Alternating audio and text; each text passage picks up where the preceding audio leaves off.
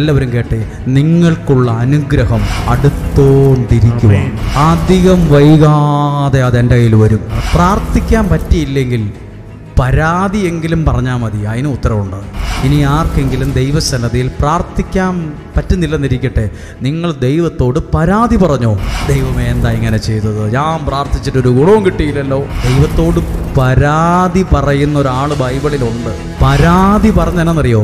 ദൈവമേ, എൻ്റെ പ്രാർത്ഥന എന്നാ കേൾക്കാത്ത, എന്നെ എന്താ അനുഗ്രഹിക്കാത്ത എന്നൊക്കെ പരാതി പറഞ്ഞു. പരാതി പോലും ദൈവം കേട്ടിട്ട് അതിന് മറുപടി മറ്റൊരു സമയത്ത് കൊടുത്തു.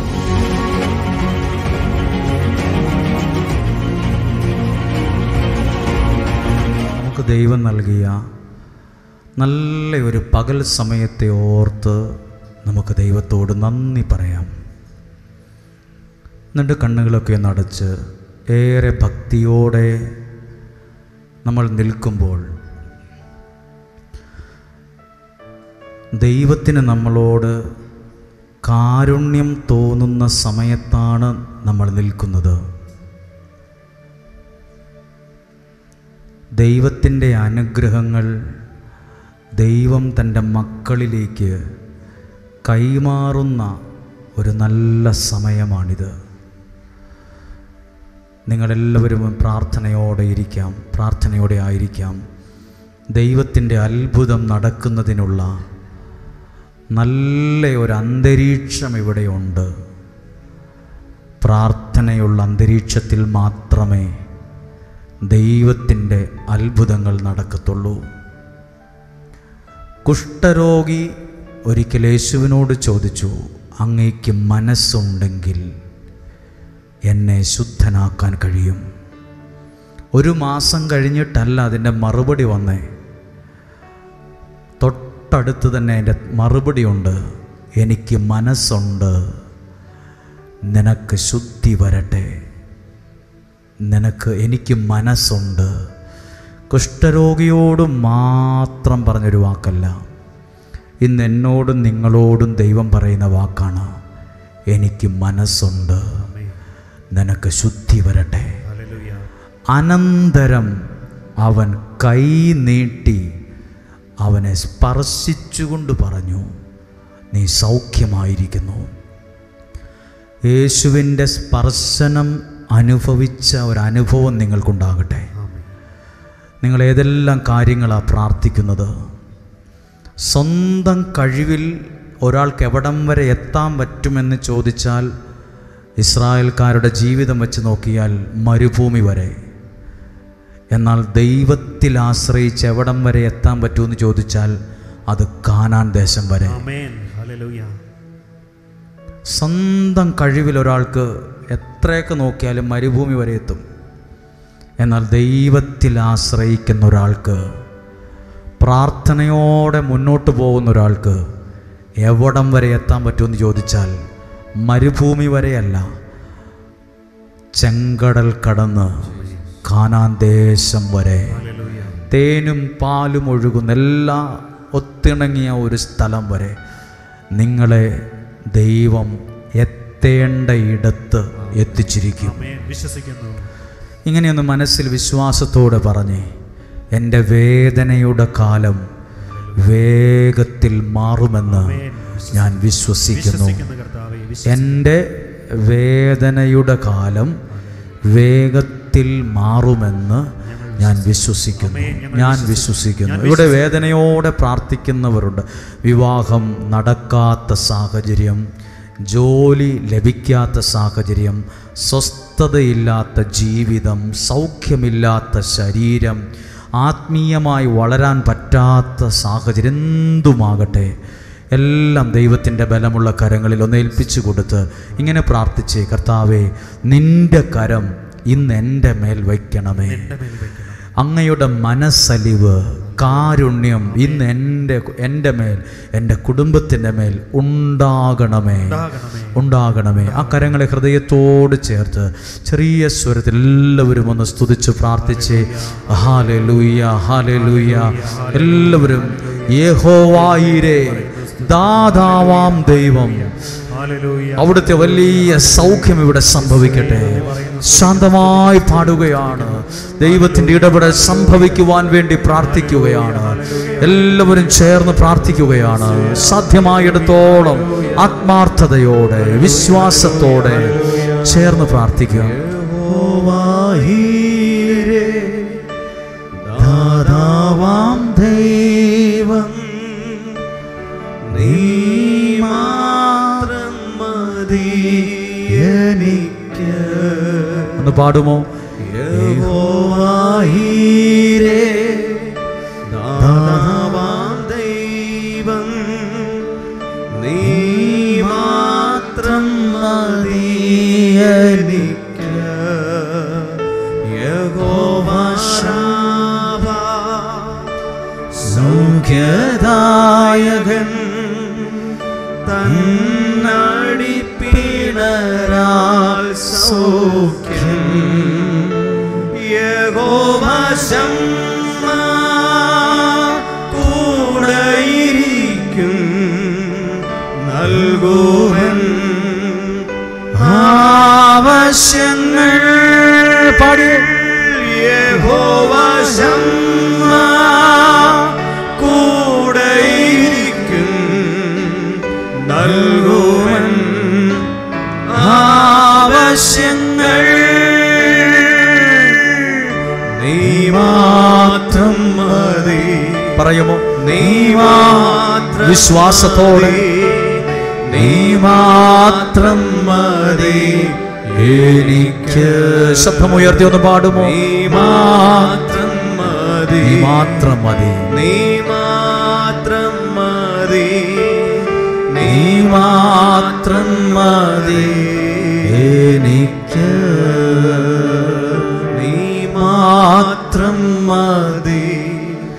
നീ മാത്രം മതി. നീ മാത്രം മതി എനിക്ക്.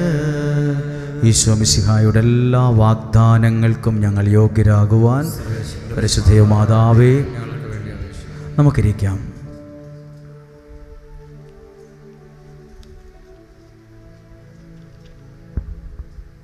ഹല്ലേലൂയ. ഈ മാസത്തിൻ്റെ 3-ാം വെള്ളിയാഴ്ച ദിവസത്തിലേക്ക് നിങ്ങളെല്ലാവരെയും സന്തോഷത്തോടെ സ്വാഗതം ചെയ്യുകയാണ്. നല്ല തണുപ്പുള്ളൊരു പകലായിരുന്നു, അല്ലെങ്കിൽ പ്രഭാതമായിരുന്നു. എന്നിട്ട് പോലും ഒത്തിരി പേര് 2:30-ക്കും 3:30-ക്കും ഒക്കെയും പ്രാർത്ഥിക്കാനായി ഈ സ്ഥലത്ത് വന്നുകൊണ്ടേയിരുന്നു. നിങ്ങൾ വലിയ വില കൊടുത്താണ് പ്രാർത്ഥിക്കുന്നത്. നിങ്ങളുടെ ത്യാഗത്തിനും പ്രാർത്ഥനയ്ക്കുമൊക്കെ നന്ദിയും സ്നേഹവും പ്രാർത്ഥനയും ബഹുമാനവും നിങ്ങളെ അറിയിക്കുകയാണ്. ഇപ്പോൾ ഇവിടെ ആയിരിക്കുന്ന പ്രിയപ്പെട്ട ബാബുച്ചനെ ഞങ്ങൾ പ്രത്യേകം ഓർക്കുന്നു. ഞങ്ങളുടെ സഭയിൽപ്പെട്ടൊരു വൈദികനാണ്. അച്ഛൻ്റെ കൂടെ വന്നിട്ടുള്ളവരെ ഞങ്ങൾ ഓർക്കുന്നു. അച്ഛൻ ശുശ്രൂഷയിലായിരിക്കുന്ന സ്ഥലത്തെയും ഞങ്ങൾ ഓർക്കുന്നു.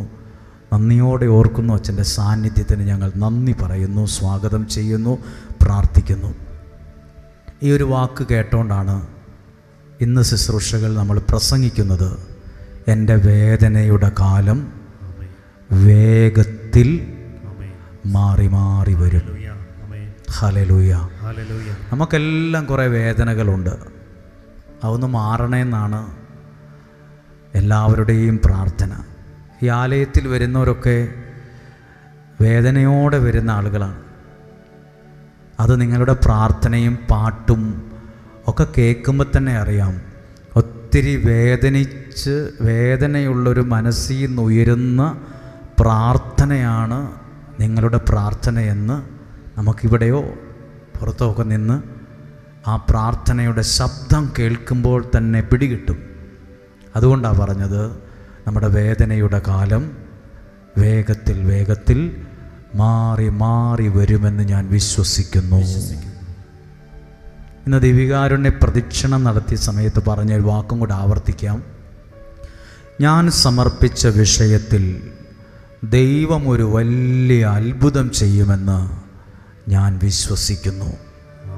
ഒരനുഗ്രഹത്തോടെ മടങ്ങിപ്പോകാൻ ദൈവം നമുക്ക് ഭാഗ്യം തരും. ഇന്നലെ പറഞ്ഞതാണേലും ഞാനൊരു വാക്ക്, ഒരാമുഖം പോലെ പറഞ്ഞ് പ്രാർത്ഥിക്കുകയാണ്. എനിക്ക് അതുപോലെ തോന്നി ഇവിടെയും. അതുകൊണ്ടാണ് ഞാനത് പറയുന്നത്. ഞാനൊരു സ്ഥലത്ത് ധ്യാനത്തിന് പോയപ്പം ആ ഒരു സ്ഥലത്ത് മുറ്റത്തിറങ്ങി ഞാൻ നിൽക്കുമ്പം ധ്യാനം തുടങ്ങുന്നത് 4:30-ക്കാണെങ്കിൽ അതിന് കുറച്ച് മിനിറ്റുകൾക്ക് മുമ്പ് ആ പള്ളിയുടെ, ഞങ്ങൾ താമസിക്കുന്ന സ്ഥലത്തിൻ്റെ അടുത്തുള്ളൊരു വീടാണ്. ആ വീട് ആരുടെയാണെന്നറിയത്തില്ല, അവിടെയുള്ള ആരെയും എനിക്ക് പരിചയവുമില്ല. പക്ഷേ സ്കൂള് വിട്ട് സ്കൂൾ ബസ് അവിടെ വന്ന് നിന്നപ്പം അതേന്നൊരു ആങ്കൊച്ച് യൂണിഫോമൊക്കെ ഇട്ട് സ്കൂളിൽ പോയ കൊച്ച് ആ ബസ്സിൽ നിന്നിറങ്ങി ആ വീട്ടിലേക്ക് കയറി പോകുന്നുണ്ട്. പക്ഷെ ഹാപ്പിയല്ല. ആ വെള്ള ഉടുപ്പ് മുഴുവൻ ചെളിയുണ്ട്. മുഴുവനല്ലേലും നല്ലപോലെ ചെളി പറ്റിയിട്ടുണ്ട്, മണ്ണ് പറ്റിയിട്ടുണ്ട്. എനിക്ക് തോന്നി ആ കൊച്ച് കരഞ്ഞുകൊണ്ടാണ് കയറി പോകുന്നതെന്ന്. പക്ഷെ ആ വീടിൻ്റെ അകത്തുനിന്ന് ഒരമ്മ ആ കൊച്ച് വരുന്ന കണ്ടപ്പോഴത്തേക്കും അതിനേക്കാൾ സ്പീഡിൽ ആ തിണ്ണയിൽ ഇറങ്ങി കുറച്ച് ദൂരം മുന്നോട്ട് വന്ന് എന്നിട്ട് ആ നിലത്തിരുന്നു.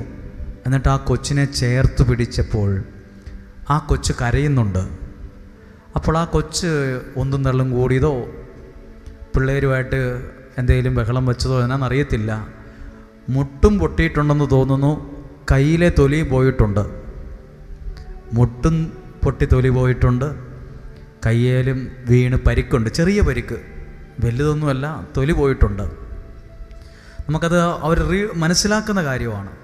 അപ്പോൾ ആ അമ്മ അവിടെ ഇരുന്ന് തന്നെ ആ കൊച്ചിനെ സ്നേഹത്തോടെ ചേർത്ത് പിടിക്കുന്നതും കൈയൊക്കെ ഇങ്ങനെ തിരിച്ച് നോക്കുന്നതും അവിടെയുള്ള ചെറിയ പൊടികളൊക്കെ ഇങ്ങനെ തൂത്ത് കളയുന്നതും കണ്ടു, ചേർത്ത് പിടിക്കുന്നതും കണ്ടു.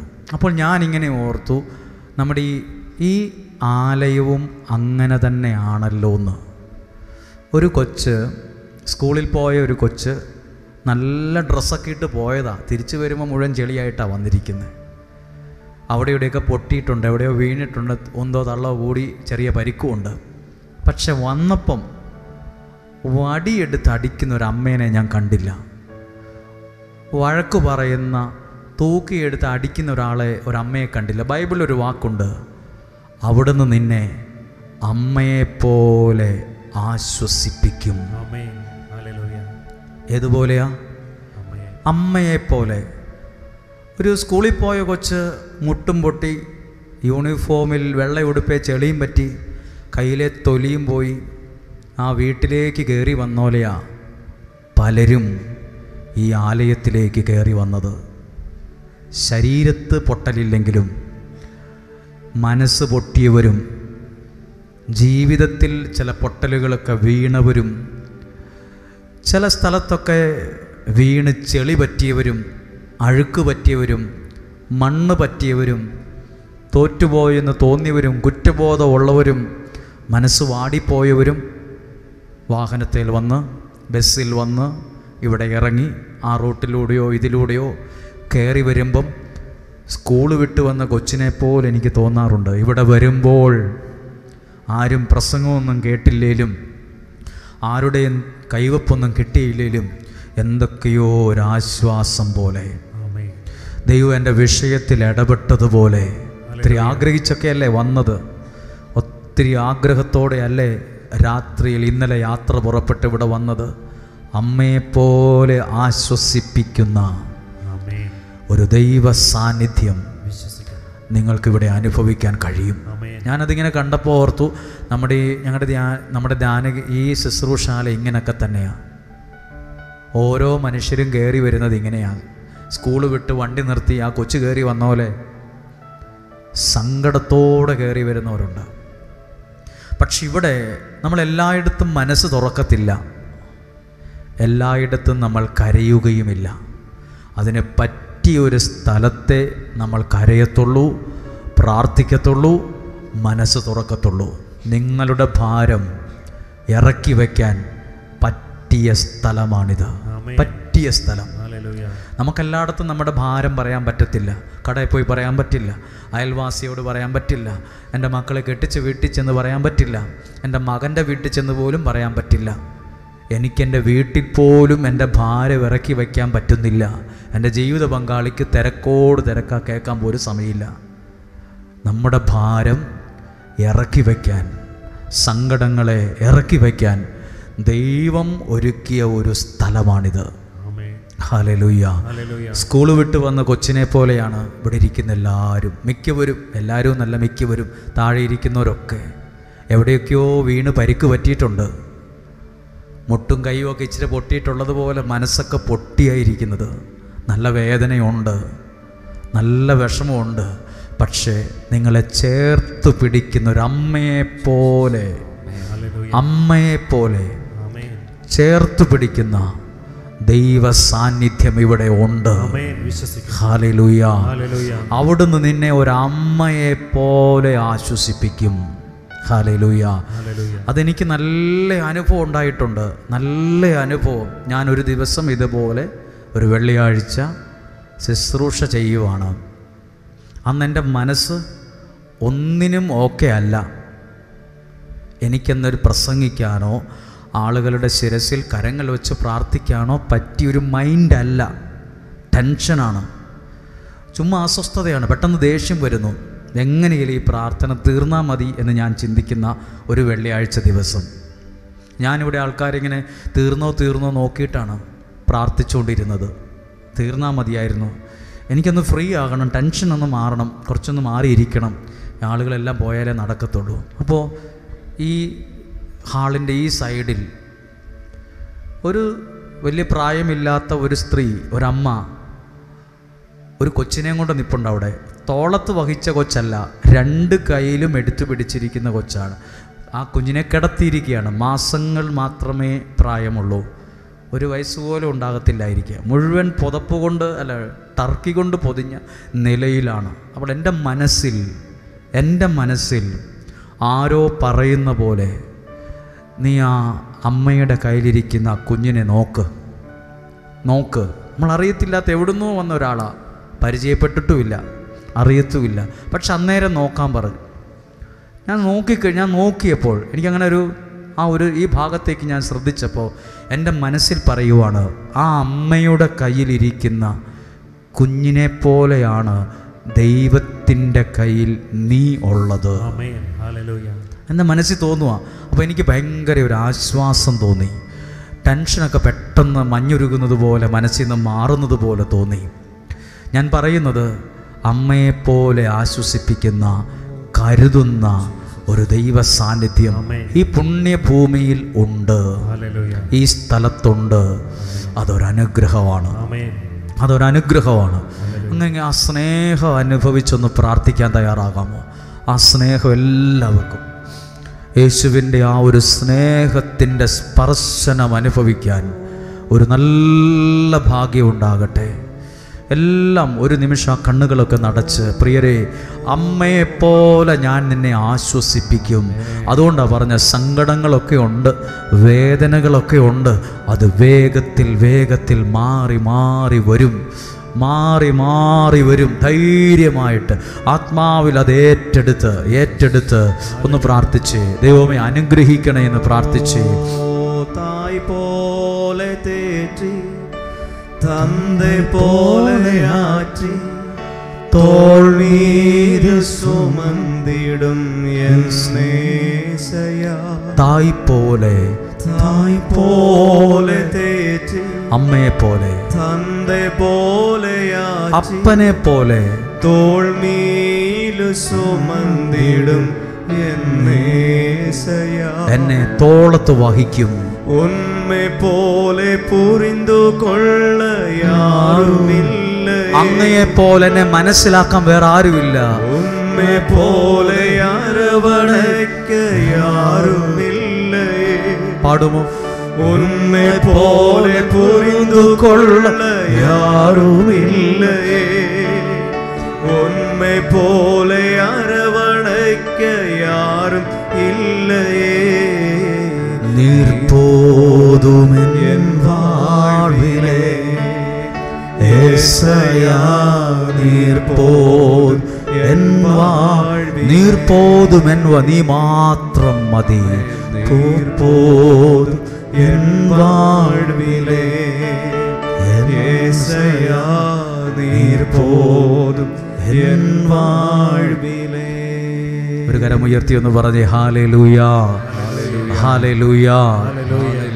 അതോടൊപ്പം ഇന്ന് ദൈവവചനത്തിലേക്ക് പ്രവേശിക്കുമ്പോൾ ഒരു വാക്യം കൂടി ഒന്ന് ഓർമ്മപ്പെടുത്തട്ടെ. പുറപ്പാട് പുസ്തകം 17-ാം അധ്യായം 3 മുതലുള്ള വാക്യം ഇത് നിങ്ങളുടെ ഒരു അനുഭവമായി മാറട്ടെ. പുറപ്പാട് പുസ്തകം 3-ാം അധ്യായം ലോകത്തിൽ ആർക്കും കിട്ടാത്ത ഒരു വലിയ ദൈവാനുഭവം ഉണ്ടായത് എപ്പോഴെന്ന് ഞാൻ പറയുവാണ്. 3-ാം അധ്യായം 1 മുതലുള്ള വാക്യങ്ങൾ വായിക്കുന്നത് കേൾക്കുക. മോശ തൻ്റെ അമ്മായിയപ്പനും മിദിയാനിലെ പുരോഹിതനുമായ ജത്രോയുടെ ആടുകളെ മേയിച്ചു കഴിയുകയായിരുന്നു. ആടുകളെ മേയിച്ച് ആടുകളെ തീറ്റയ്ക്ക് പറമ്പിക്കൂടെ തീറ്റാൻ കൊണ്ടുപോകുന്ന പണിയായിരുന്നു മോശയുടേത്. അപ്പോൾ അവൻ മരുഭൂമിയുടെ മറുഭാഗത്തേക്ക് ആടുകളെ നയിക്കവേ, ആടുകളെ മരുഭൂമിയുടെ അപ്പുറഭാഗത്തേക്ക് തീറ്റയ്ക്ക് കൊണ്ടുപോകുന്ന സമയത്ത് ദൈവത്തിൻ്റെ മലയായ ഹോറബിൽ എത്തിച്ചേർന്നു. ആ മലയെക്കുറിച്ച് എഴുതിയിരിക്കുകയാണ്, ദൈവത്തിൻ്റെ മലയായ. എവിടെ എത്തിച്ചേർന്നു? ഹോറബിൽ എത്തിച്ചേർന്നു. നിങ്ങളും എത്തിച്ചേർന്നത് ദൈവത്തിൻ്റെ അനുഗ്രഹമുള്ള ഒരു മലയിലാണ്. ഇതുപോലെ ഒരു സ്ഥലത്തും ആരും എത്തിച്ചേർന്നു? മോശയും എത്തിച്ചേർന്നു എന്നാണ് എഴുതിയിരിക്കുന്നത്. 100, 200, 500, 1000 കിലോമീറ്ററുകൾക്കപ്പുറത്തു നിന്ന് നിങ്ങളും ഈ പുണ്യസ്ഥലത്ത് ഇന്ന് എത്തിച്ചേർന്നു. അവിടെ ഒരു മുൾപടർപ്പിന്റെ മധ്യത്തിൽ നിന്ന് ജ്വലിച്ചുയർന്ന അഗ്നിയിൽ കർത്താവിന്റെ ദൂതൻ അവന് പ്രത്യക്ഷപ്പെട്ടു. മുൾപടർപ്പ് കത്തിജ്വലിക്കുകയായിരുന്നു, എങ്കിലും അതെരിഞ്ഞ ചാമ്പലായില്ല. അപ്പോൾ എന്താ കണ്ടെന്നറിയാമോ? ഒരു മുൾപടർപ്പ് നിന്ന് കത്തിക്കൊണ്ടിരിക്കുന്നത് കണ്ടു. ഇത് കണ്ടപ്പോൾ മോശ എന്ത് ചെയ്തു? അത് കാണാൻ ആ മുൾപടർപ്പിൻ്റെ അടുത്തേക്ക് ചെന്നു. ഈ സ്ഥലവും 365 ദിവസവും ദൈവത്തിൻ്റെ വചനം കത്തി നിൽക്കുന്ന ഒരു സ്ഥലമാണിത്. കുറഞ്ഞിട്ടില്ല, കത്തി അമർന്നിട്ടില്ല. 10 ദിവസം പ്രസംഗിച്ച് 11ാമത്തെ ദിവസം ആരുമില്ലാതായിട്ടില്ല. കത്തി ജ്വലിച്ചുകൊണ്ട് ആ വാക്കുണ്ട്. മോശ ആ മലയുടെ മുകളിൽ കാണുവാണ് ഒരു മുൾപടർപ്പ് കത്തി ജ്വലിക്കുന്നത് കണ്ടു. അത് കാണാൻ മോശ അവിടെ നിന്ന് കണ്ടിട്ട് പോവല്ല, അത് കാണാൻ അതിൻ്റെ അടുത്തേക്ക് ചെന്നു. നിങ്ങളും അങ്ങനെയാണ്, ഞാൻ വിശ്വസിക്കുക. ഇത് നിങ്ങളും ദൈവത്തിൻ്റെ വചനം ഏതോ ഭവനത്തിലിരുന്ന് കേട്ടു. അപ്പോൾ ഈ സ്ഥലത്ത് വരണമെന്ന് നിങ്ങൾക്ക് തോന്നി. ഇത് ദൈവത്തിൻ്റെ വചനം കത്തി നിൽക്കുന്നൊരു സ്ഥലമാണെന്ന് ഞാൻ വിശ്വസിക്കുന്നു. കത്തി അമർന്നിട്ടില്ല, അത് കത്തി ജ്വലിച്ചു കൊണ്ടിരിക്കുന്നു. അത് കാണാൻ 3-ാമത്തെ വാക്യം ഒന്ന് വായിച്ചേ. അപ്പോൾ മോശ പറഞ്ഞു, ഈ മഹാദൃശ്യം ഞാൻ അടുത്ത് ചെന്ന് ഒന്ന് കാണട്ടെ. അവിടെ എഴുതിയിട്ടുണ്ട്, ഞാൻ അടുത്ത് ചെന്ന് ഒന്ന് കാണട്ടെ. അതിനാ നമ്മൾ വന്നേ, അടുത്ത് വന്നൊന്ന് പ്രാർത്ഥിക്കാൻ, ഈ സ്ഥലത്തകത്തിരുന്നൊന്ന് പ്രാർത്ഥിക്കാൻ. അതിനാ നമ്മളും ഈ മലയുടെ മുകളിൽ കയറി വന്നത്. വെറുതെ മടങ്ങിപ്പോകല്ല, വന്ന പോലെ മടങ്ങിപ്പോകത്തില്ല, കയറി ചെന്നു. അടുത്തത്, മുൾപടർപ്പ് എരിഞ്ഞ് ചാമ്പലാകുന്നില്ലല്ലോ, അവൻ അത് കാണുന്നതിന് അടുത്ത് ചെല്ലുന്നത് കർത്താവ് കണ്ടു. ആ വാക്യം ശ്രദ്ധിച്ച്, 4-ാമത്തെ വാക്യം, അത് കത്തുന്നത് കാണുന്നത്, അവൻ കാണാൻ അടുത്തേക്ക് വരുന്നത് കർത്താവ് ദൈവം കണ്ടു. നിങ്ങളും പ്രാർത്ഥിക്കാൻ ഇവിടെ വന്നത് നിങ്ങളുടെ വീട്ടിലുള്ള 10 പേരും വണ്ടിയിലുള്ള 100 പേരും അല്ല കണ്ടത്. നമ്മൾ കാണാത്തൊരു കണ്ണ്, ദൈവത്തിൻ്റെ കണ്ണ്. ഈ സ്ഥലത്ത് നിങ്ങൾ പ്രാർത്ഥിക്കാൻ വന്നത് ഇതുപോലെ കണ്ടിട്ടുണ്ടെന്ന് ഞാൻ വിശ്വസിക്കുന്നു. ആ വാക്യം ഒന്നും കൂടെ വായിക്കുവാണ്. അവനത് കാണുന്നതിന് അടുത്തു ചെല്ലുന്നത് കർത്താവ് കണ്ടു. നിങ്ങളിവിടെ പ്രാർത്ഥിക്കാൻ വന്നത് ദൈവം കണ്ടിട്ടുണ്ട്. നിങ്ങളുടെ നിയോഗങ്ങളെ ദൈവം കണ്ടിട്ടുണ്ട്. നിങ്ങൾ കണ്ണുനീരോടെ പ്രാർത്ഥിച്ചത് ദൈവം കണ്ടിട്ടുണ്ട്. വിശ്വസിക്കുന്നു. ഇനി ആർക്കും ഇല്ലാത്തൊരു അനുഭവം ഉണ്ടാവുകയാണ്. അവിടെ വച്ച് മുൾപടർപ്പിന്റെ മധ്യത്തിൽ നിന്ന് ദൈവം അവനെ വിളിച്ചു. എവിടെ നിന്നാ വിളിച്ചത്? അങ്ങ് ദൂരെ നിന്ന് ഇത് കണ്ടേ ചാവഴി പോയപ്പോഴല്ല, അത് കാണാൻ അടുത്തു വന്നപ്പോഴാ പേര് ചൊല്ലി ദൈവം വിളിച്ചത്. നിങ്ങളും ഈ ഒരു സ്ഥലത്ത് പ്രാർത്ഥിക്കാൻ വരുമ്പം നിങ്ങൾക്ക് ആർക്കും കിട്ടാത്തൊരു നല്ല അനുഭവവുമായി മടങ്ങിപ്പോകാൻ ദൈവം ഇടവരുത്തും. ഹല്ലേലൂയ.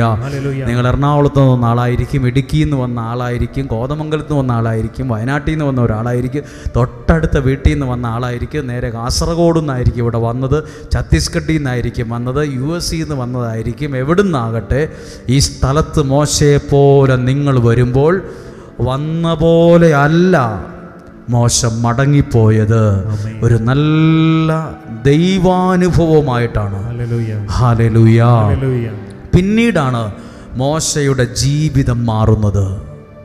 ഈ സ്ഥലത്ത് അനേകം മനുഷ്യരെ ദൈവം ദൈവമക്കളാക്കിയ സ്ഥലത്താണ് നിങ്ങളിപ്പോൾ ഇരിക്കുന്നത്. അനേകം പേരെ ദൈവം ദൈവമക്കളാക്കിയ സ്ഥലത്താണ് നിങ്ങളിരിക്കുന്നത്. അനേകരെ ദൈവം തൊട്ട സ്ഥലത്താണ്, അതേ കസേര കൂടെയാ നിങ്ങളും ഇരിക്കുന്നത്. ഒരു ദൈവാനുഭവം ഉണ്ടാകാതിരിക്കില്ല.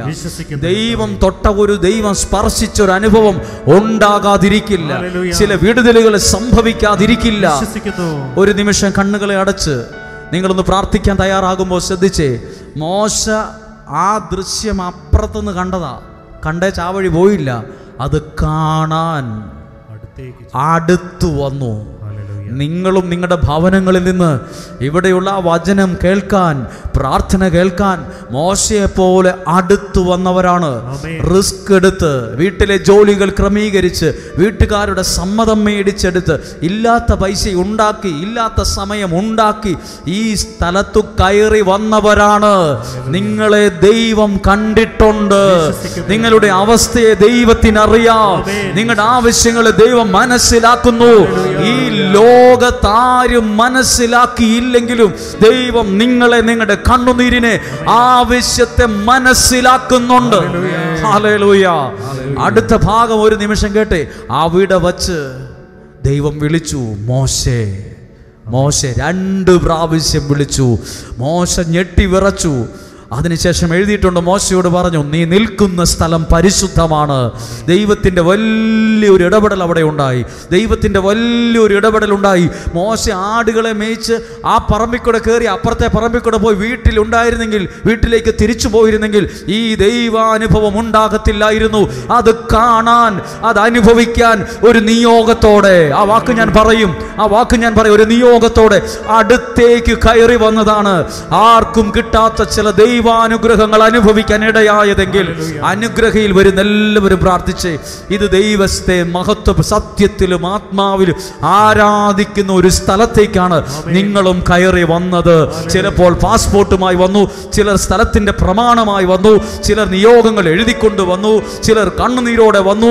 സ്കൂള് വിട്ട കൊച്ച് കൈകാലുകളൊക്കെ എവിടെയോ വീണ് പരിക്കേറ്റ് വന്നതുപോലെ എവിടെയോ നിന്ന് നമ്മളും പരിക്കേറ്റ മനുഷ്യരെ പോലെ ഇവിടെ വന്ന് കയറിയത്.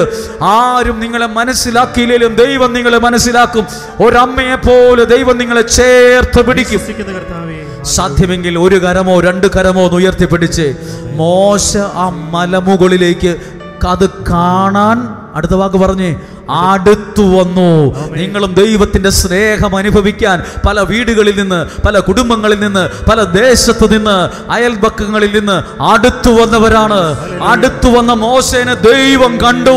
നിയോഗത്തോടെ വന്നവരെ ദൈവം കാണുന്നുണ്ട്. നിങ്ങൾ എഴുതിയിട്ട പ്രാർത്ഥന ദൈവം കാണുന്നുണ്ട്. നിങ്ങളുടെ അവസ്ഥകളെ ദൈവം അറിയുന്നുണ്ട്. നിങ്ങളുടെ പ്രശ്നങ്ങളെ ദൈവം മാറ്റിയെടുക്കും. നിങ്ങളുടെ വേദനയുടെ കാലം വേഗത്തിൽ വേഗത്തിൽ മറക്കാൻ ഇടവരുമെന്ന് സ്തുതിച്ച് പ്രാർത്ഥിച്ച് ഹല്ലേലൂയ. ജീസസ്. ശബ്ദമുയർത്തി പറഞ്ഞ് ഹല്ലേലൂയ, ഹല്ലേലൂയ, ഹല്ലേലൂയ, ഹല്ലേലൂയ. നമ്മളൊരു നിയോഗത്തോടെയാണോ കയറി വന്നത്? ആർക്കുമില്ലാത്ത ദൈവാനുഭവമായി ഇവിടുന്ന് തിരിച്ചു മടങ്ങിപ്പോ. ഹല്ലേലൂയ. ഞാനിത് വായിച്ചപ്പോൾ എനിക്ക് ഒത്തിരി സന്തോഷം നൽകി. ഇനി ഒരു കാര്യം ഈ ദൈവവചനത്തോട് ചേർന്ന് പങ്കുവെച്ച് പ്രാർത്ഥിച്ചു തരാൻ ആഗ്രഹമുണ്ട്. എല്ലാവരും എന്നെ ഒന്ന് ശ്രദ്ധിക്കണം. നമ്മൾ സത്യസന്ധമായി ദൈവത്തെ വിളിച്ച് പ്രാർത്ഥിക്കുന്നവരെ ഒപ്പം നിർത്തുന്നത് ഒരനുഗ്രഹമാണ്. മറക്കുമോ? സത്യസന്ധമായി പ്രാർത്ഥിക്കുന്ന ഒരാളെ കൂടെ കൂട്ടുന്നത്, ഒപ്പം നിർത്തുന്നത് ഒരു ബ്ലെസ്സിങ് ആണ്. സത്യസന്ധമായി പ്രാർത്ഥിക്കുന്ന ഒരാൾ നിങ്ങളുടെ കൂട്ടത്തിലുണ്ടെങ്കിൽ ദയവ് ചെയ്ത് ആളെ പിണക്കരുത്. അത് നിനക്കൊരനുഗ്രഹമായിരിക്കും. അത് ആരായാലും അത് നിനക്കൊരനുഗ്രഹമായിരിക്കും. ഹല്ലേലൂയ. നിങ്ങൾ എന്തിനോട് ചേർന്നിരിക്കുന്നോ അതിൻ്റെ അനുഗ്രഹം നിങ്ങൾക്കും കിട്ടും. ഒന്നും ചെയ്യാതെ തന്നെ കിട്ടും. കിട്ടുമോ? ഒന്ന് മനസ്സിലാക്കി തരാൻ ആഗ്രഹം. നിങ്ങൾ പ്രാർത്ഥിക്കുന്ന ഒരു ആലയവുമായി, ഒരു ശുശ്രൂഷയുമായി ഒക്കെ ബന്ധപ്പെട്ടാണോ നിങ്ങളുടെ ജീവിതം പോകുന്നത്? ഈ സ്ഥലത്തുള്ള അനുഗ്രഹം നിങ്ങളുടെ വീടിലും നിങ്ങളിലൂടെ പറ്റിപ്പിടിച്ച് നിങ്ങളുടെ വീട്ടിലും എത്തും.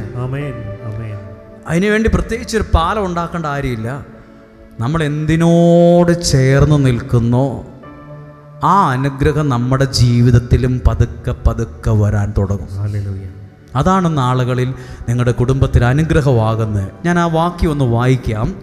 1 സാമുവേലിൻ്റെ പുസ്തകം 22-ാം അധ്യായം 1 മുതലുള്ള വാക്യം ഒന്ന് വായിക്കുകയാണ്. ചില ആളുകൾ ദാവീദിൻ്റെ കൂടെ കൂടി സ്റ്റാൻഡേർഡുള്ള വലിയ VIP-കൾ ഒരെണ്ണം കൂടിയിട്ടില്ല. എല്ലാം സാധാരണക്കാർ, കടമുള്ളവർ, കഷ്ടമുള്ളവർ, വേദന അനുഭവിക്കുന്നവർ അഭിഷിക്തനായ ദാവീദിൻ്റെ കൂടെ കൂടി. വായിക്കുകയാണ് 22-ാം അധ്യായം 1-2 വാക്യങ്ങൾ. ദാവീദ് അവിടെ നിന്ന് ഓടി രക്ഷപ്പെട്ട്. ദാവീദ് ഒരു സ്ഥലത്തു നിന്ന് ഓടി രക്ഷപ്പെട്ടു. ഒരു വലിയ പ്രതിസന്ധി വന്നപ്പോൾ പുള്ളി ഓടി രക്ഷപ്പെട്ട് എവിടെ എത്തി? അദുല്ലാം ഗുഹയിലെത്തി. ഒരു മണ്ണിൻ്റെ പൊത്തിനകത്ത് ഗുഹയ്ക്കകത്ത് കയറി ഇരിക്കുവാണ്. ആര്? ദാവീദ്. ആരാ പേര് പറഞ്ഞ്? ദാവീദ്. എവിടെ ഇരിക്കുന്നു? ദാവീദ് ഒരു അഭിഷിക്തനാണ്. പക്ഷെ ഇരിക്കുന്നത് ഇപ്പോൾ എവിടാ? ഒരു ഗുഹയ്ക്കകത്താ, ഒളിച്ചിരിക്കുകയാണ്. എവിടുന്നോ ഒരു പ്രശ്നം വന്ന് ആളിപ്പോൾ ഓടി രക്ഷപ്പെട്ട് അദുല്ലാം ഗുഹയ്ക്കകത്തിരിക്കുകയാണ്. അപ്പോൾ ഈ അഭിഷിക്തൻ്റെ കൂടെ, ഈ ഒരു ദൈവാനുഗ്രഹമുള്ള ഈ മനുഷ്യൻ്റെ കൂടെ കുറേ പേര് ചേർന്നു നിന്നു. ആരൊക്കെ ചേർന്ന് നിന്ന് നോക്കിക്കേ? അവന്റെ സഹോദരന്മാരും കുടുംബം മുഴുവനും ഇതറിഞ്ഞ് അവിടെ ചെന്നു. എവിടെ ചെന്നു? ഇതറിഞ്ഞ് പുള്ളി ടെൻഷനായിട്ട് എവിടെയോ മാറി ഒരു ഗുഹയ്ക്കകത്തിരിക്കുക എന്ന് ആരോ പറഞ്ഞു കേട്ടിട്ട് കുടുംബം മുഴുവൻ, സുഹൃത്തുക്കൾ, സഹോദരന്മാരും കുടുംബം മുഴുവനും അവിടെ ചെന്നു. എവിടെ ചെന്നു? ആ മനുഷ്യൻ ഇരിക്കുന്ന ഗുഹയുടെ അകത്ത് കയറി ചെന്നു. ഇനി പോയവരാരൊക്കെയാ നോക്ക്? പീഡിതർ. കൊള്ളാവുന്ന ആൾക്കാരല്ല. പീഡിതർ, പല സങ്കടത്തിൽ തകർന്നു പോയവർ. പീഡിതർ, കടമുള്ളവർ, അസന്തുഷ്ടർ എന്ന് പറഞ്ഞാൽ ഒരു സന്തോഷവും ഇല്ലാത്ത ആൾക്കാർ, ഒരു സാറ്റിസ്ഫാക്ഷനും ഇല്ലാത്ത ആൾക്കാർ, അസന്തുഷ്ടർ എന്നിങ്ങനെ പലരും അവന്റെ ചുറ്റും കൂടി. പലരും ആരുടെ ചുറ്റും കൂടി? ദാവീദിന്റെ കൂടെ കൂടി. നമ്മൾ ചില അനുഗ്രഹത്തോട് കൂടെ നിന്നാൽ, കൂടിച്ചേർന്ന് നിന്നാൽ ആ സ്ഥലത്തിൻ്റെ അവിടെയുള്ള അഭിഷേകത്തിൻ്റെ അനുഗ്രഹം അതിലൂടെ നിങ്ങളിലും പകർന്നു വരും. ഇപ്പോൾ ആരാണിപ്പോൾ ദാവീദിൻ്റെ കൂടെ ചേർന്ന് നിൽക്കുന്നവർ? പീഡിതർ. അതിനു മുമ്പ് സഹോദരന്മാർ, കുടുംബാംഗങ്ങൾ, പീഡിതർ, കടമുള്ളവർ, അസന്തുഷ്ടർ എന്നിങ്ങനെ പലരും അവന്റെ ചുറ്റും കൂടി. അവൻ അവരുടെ എല്ലാം തലവനായി. അപ്പൊ തലവനായിട്ട് ആരുണ്ട്? ദാവീദ്. സത്യം പറഞ്ഞാൽ ഈ ആലയവും അങ്ങനെയൊക്കെ തന്നെയല്ലേ? ഇവിടെയും വന്നു ചേർന്നവരാരാണ്? മിക്കവരും ഈ കൂട്ടത്തിലൊക്കെ ഉള്ളവർ കാണും. അസന്തുഷ്ടർ, കടബാധ്യതർ, മനസ്സ് വേദനിക്കുന്നവർ, പീഡിതർ, പ്രശ്നങ്ങളുള്ളവർ. എന്തിനാ നിങ്ങളെപ്പോഴും പ്രാർത്ഥനയ്ക്ക് പോകുന്നത്? നമ്മളൊക്കെ ഇങ്ങനെയുള്ള പ്രാർത്ഥനകളോട് ചേർന്ന് നിൽക്കണം. അന്നത്തെ കാലത്തും വലിയ പട്ടുമെത്തിയിൽ കിടക്കുന്ന വലിയ സമ്പന്നർ വന്നു ചേർന്നു എന്നല്ല, വേദനിക്കുന്നവരൊക്കെ ഈ ഒരു അഭിഷേകമുള്ള ദാവീദിൻ്റെ ഒപ്പം കൂടി. എന്നിട്ട് ഇവരൊക്കെ രക്ഷപ്പെട്ടോ? ഇവരൊക്കെ രക്ഷപ്പെട്ടോ എന്നറിയണ്ടേ? രക്ഷപ്പെട്ടോ എന്നറിയണമെങ്കിൽ കുറച്ചുകൂടെ താളുകൾ മുന്നോട്ട് പോയി 1 ദിനവൃത്താന്തം പുസ്തകത്തിൽ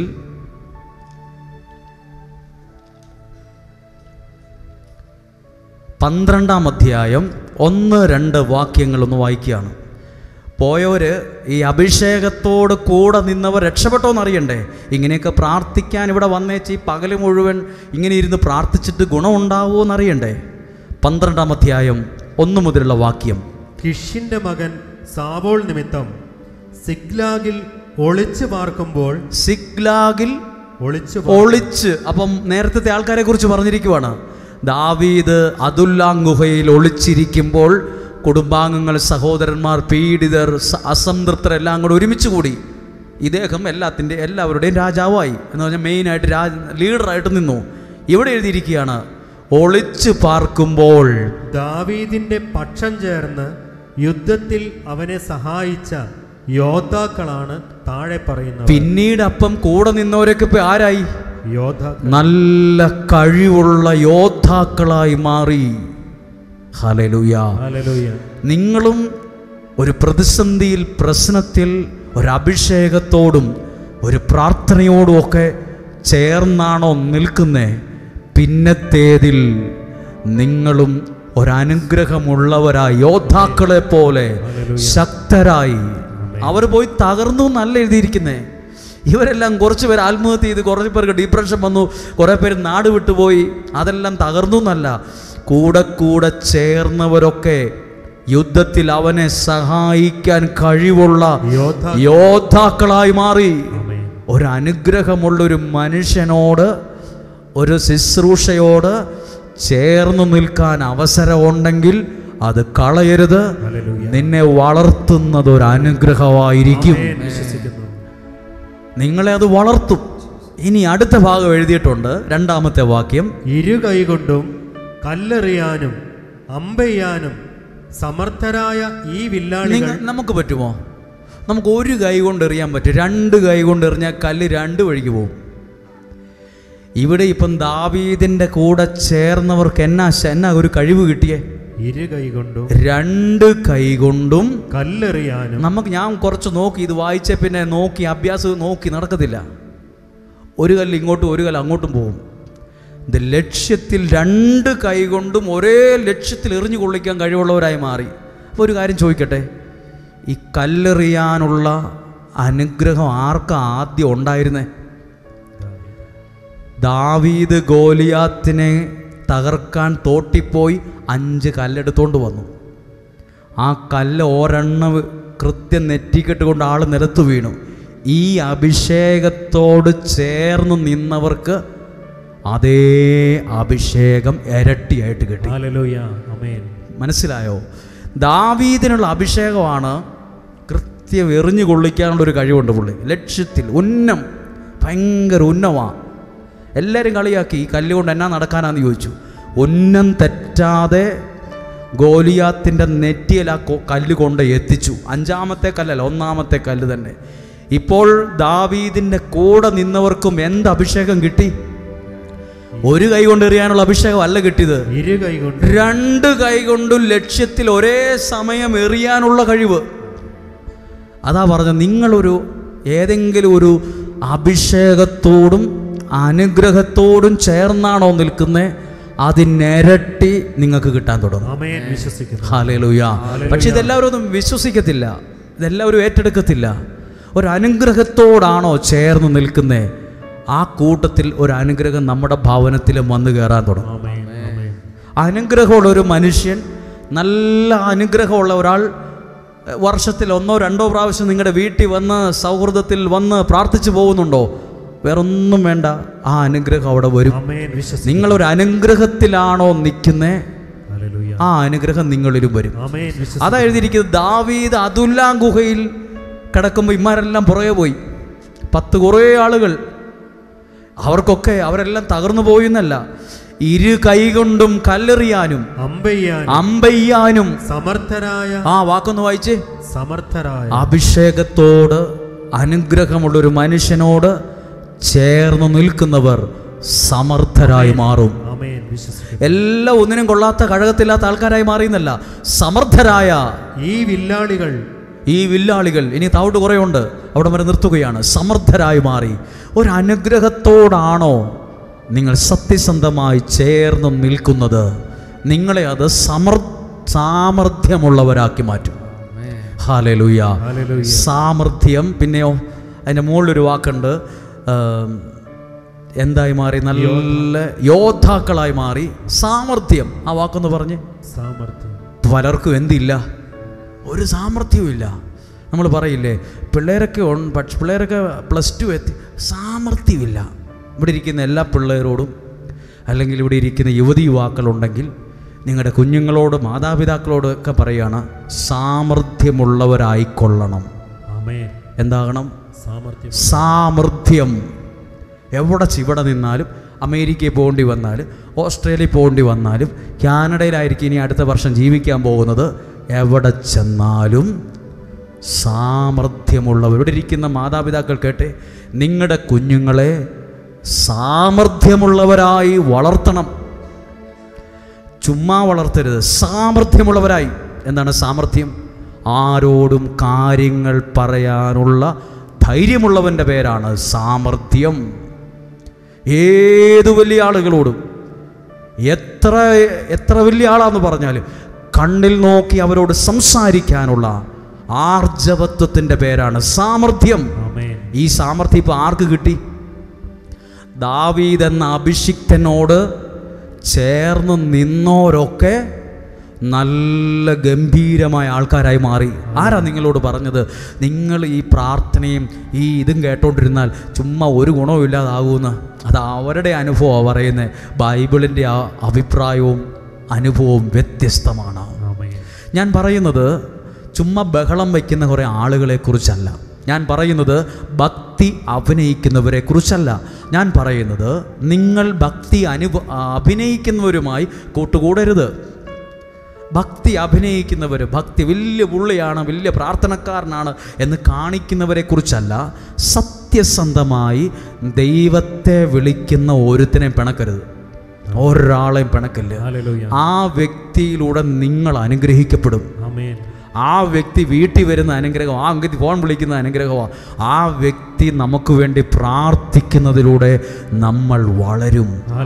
നിങ്ങളെ വളർത്തുന്നത് അനുഗ്രഹമാണ്. നിങ്ങളെ വളർത്തുന്നത് അഭിഷേകമാണ്. ഈ വചനം ഇത് ഒത്തിരി പേര് എല്ലാവരും ഇത് അംഗീകരിക്കോ ഇല്ലയോ എന്ന് എനിക്കറിയത്തില്ല. നിങ്ങളും ഇത് ആദ്യമായിട്ടായിരിക്കും ഇതൊക്കെ കേൾക്കുന്നത്. ദാവീദ് ആരോട് ദാവീദിൻ്റെ ഒരു ഗുണമാണ്, കിട്ടിയ അഭിഷേകമാണ്, ഉന്നം നോക്കി കൃത്യസ്ഥലത്ത് ലക്ഷ്യത്തിലെത്തിക്കാനുള്ള കഴിവ്. ഇപ്പോൾ കൂടെയുള്ളവർക്കെല്ലാം ആ കഴിവ് കിട്ടി. കൂടെ നിന്നവരൊക്കെ ഒരു കൈ കൊണ്ട് എറിയാനുള്ള അഭിഷേകമല്ല കിട്ടിയത്, പറഞ്ഞു 2 കൈ കൊണ്ടും. 2 കൈ കൊണ്ട് ഒരു സ്ഥലത്ത് എറിഞ്ഞു കൊള്ളിക്കാൻ നിങ്ങൾക്ക് പറ്റുമോ? നമുക്ക് പറ്റത്തില്ല. കല്ല് പല വഴിക്ക് പോകും. നമുക്ക് പറ്റും. ഒരു കൈ കൊണ്ട് കുറച്ചൊക്കെ പറ്റും. 2 കൈ കൊണ്ട് അത് ഭയങ്കര എക്സ്ട്രാ ഓർഡിനറി കഴിവാണ്. അഭിഷേകമുള്ളൊരു അഭിഷിക്തനോട് സത്യസന്ധമായി ചേർന്ന് നിന്നപ്പം അവരെല്ലാം സാമർഥ്യമുള്ളവരായി മാറി. ഒരു എക്സ്ട്രാ ഓർഡിനറി കഴിവുള്ളവരായി മാറി. നല്ല മിടുമിടുക്കരായി മാറി. ഇതുകൊണ്ടാണ് നിങ്ങളോട് പറഞ്ഞത്, നിങ്ങൾ മാത്രമല്ല, ഒരു തലമുറയെ വളർത്താനുള്ള അനുഗ്രഹമാണ് ഈ പുണ്യഭൂമിയിൽ വെച്ച് നിങ്ങൾക്ക് കിട്ടുന്നത്. ചുമ്മാ ഒരു പാട്ടും പാടി ബഹളവും വെച്ച് ധ്യാനം പോലെ തീരുവല്ല. ഇതെല്ലാം വായിച്ചും പ്രാർത്ഥിച്ചും ഒരുങ്ങിയതുവാ ഇവിടെ കൊണ്ടുവന്ന് വിളമ്പുന്നത് അല്ലെങ്കിൽ വിതയ്ക്കുന്നത്. ഇത് ഗുണം ചെയ്യും. ഒരഭിഷേകത്തോട് വചനത്തോട് ചേർന്ന് നിൽക്കുന്ന നിങ്ങൾ സാമർഥ്യമുള്ളവരായി മാറും, വളരും, അനുഗ്രഹമായിട്ട് വരും. ഒന്ന് കരങ്ങൾ ഉയർത്തി പറഞ്ഞേ ഹല്ലേലൂയ, ഹല്ലേലൂയ. ഇത് സത്യമാണോ അല്ലയോ? എപ്പോഴും കഴിഞ്ഞ ആഴ്ച ഞാൻ പറഞ്ഞായിരുന്നു, എപ്പോഴും മീൻ വിൽക്കുന്ന സ്ഥലത്ത് പോയി നിന്ന് നോക്കിക്കേ. രാവിലെ തൊട്ട് വൈകുന്നേരം വരെ മീൻ മാർക്കറ്റിൽ പോയി നിൽക്കുക. നിങ്ങൾക്ക് എന്ത് കിട്ടും?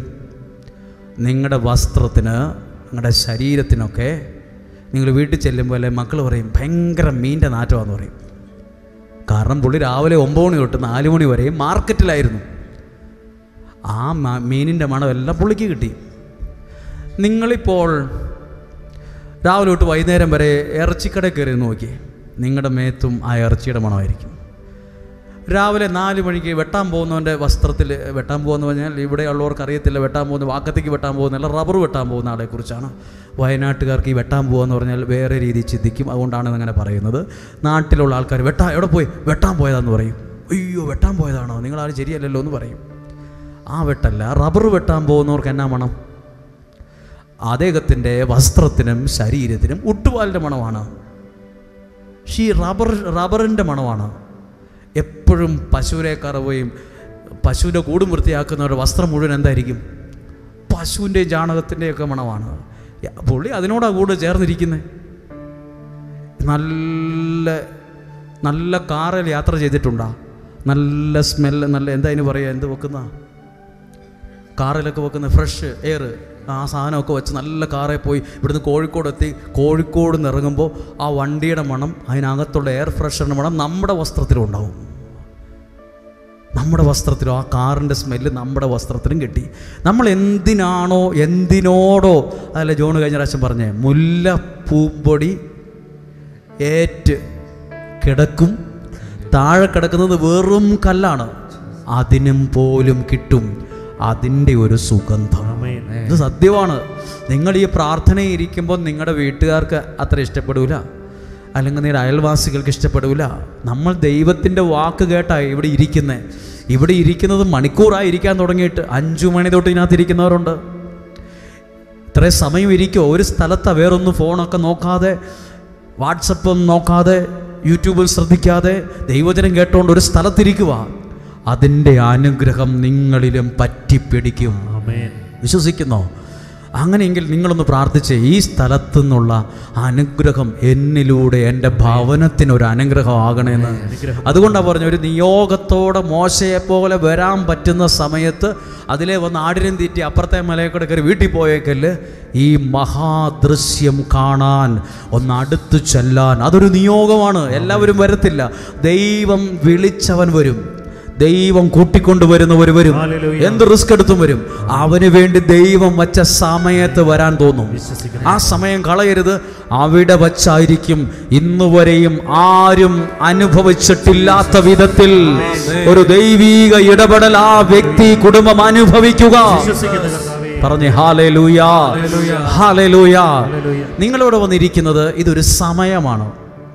നമ്മുടെ സമയം, നമ്മുടെ വാച്ച് നോക്കി അറിയാം ഇപ്പോൾ സമയം എത്രയായെന്ന്. ഇതുപോലെ തന്നെ ഒരു സമയമുണ്ട്, ദൈവത്തിനൊരു സമയമുണ്ട്. വിശ്വസിക്കുന്നു? യേശു കാനായിലെ കുടുംബത്തിൽ പറഞ്ഞൊരു വാക്കുണ്ട്, എൻ്റെ സമയം. അപ്പോൾ അങ്ങനെ ഒരു സംഭവമുണ്ട്, ദൈവത്തിൻ്റെ സമയം. നിങ്ങൾ രക്ഷപ്പെടാൻ ദൈവം ഒരു സമയം വച്ചിട്ടുണ്ട്. ചിലരെക്കുറിച്ച് പറയില്ലേ, നിൻ്റെ സമയം മോശമാകട്ടോ എന്ന്. ചിലരെക്കുറിച്ച് പറയില്ലേടാ, നിൻ്റെ നല്ല സമയമാണ്. നല്ല സമയമുണ്ട്. നമുക്കെല്ലാം ജീവിതത്തിൽ രക്ഷപ്പെടാൻ ദൈവം ഒരു സമയം തരും. അന്നേരം ഉഴപ്പിപ്പോയവരൊന്നും എവിടെയും എത്തിയിട്ടില്ല. ദൈവം തന്ന സമയം ഉപയോഗിച്ചവർ 10 പേരുടെ മുമ്പിലായി നിൽക്കുന്നത്. അസൂയപ്പെട്ടിട്ട് കാര്യമില്ല. ആ വ്യക്തി, ദൈവം ആ വ്യക്തിക്ക് കൊടുത്ത സമയം ഉപയോഗിച്ചുകൊണ്ടായിരുന്നു 10 പേരുടെ മുമ്പിൽ നിൽക്കുന്നത്. നിങ്ങൾക്കും ദൈവത്തിൽ നിന്ന് അനുഗ്രഹം കിട്ടുന്നൊരു സമയമുണ്ട്. എപ്പോഴും കിട്ടത്തില്ല. ചിലപ്പോൾ തലകുത്തി നിന്നാലും ചിലപ്പോൾ ആ അനുഗ്രഹം കിട്ടിയെന്ന് വരില്ല. ആ സമയം തിരിച്ചറിയണം. ഇത് ദൈവം നിങ്ങൾക്ക് ഒരനുഗ്രഹം അനുഭവിക്കാൻ, ദൈവത്തെ വിളിച്ച് പ്രാർത്ഥിക്കാൻ ദൈവം ഒരുക്കിയ സമയമാണ്. എവിടെ ഇത് ബൈബിൾ എഴുതി വെച്ചിട്ടുണ്ട്? സുഭാഷിതങ്ങളുടെ സഭാപ്രസംഗങ്ങളുടെ പുസ്തകം 3-ാം അധ്യായം ഒന്ന് വായിക്കാൻ പോവാണ്. എല്ലാവരും ശ്രദ്ധിക്കണം. സമയം, എന്താ വാക്ക്? സമയം.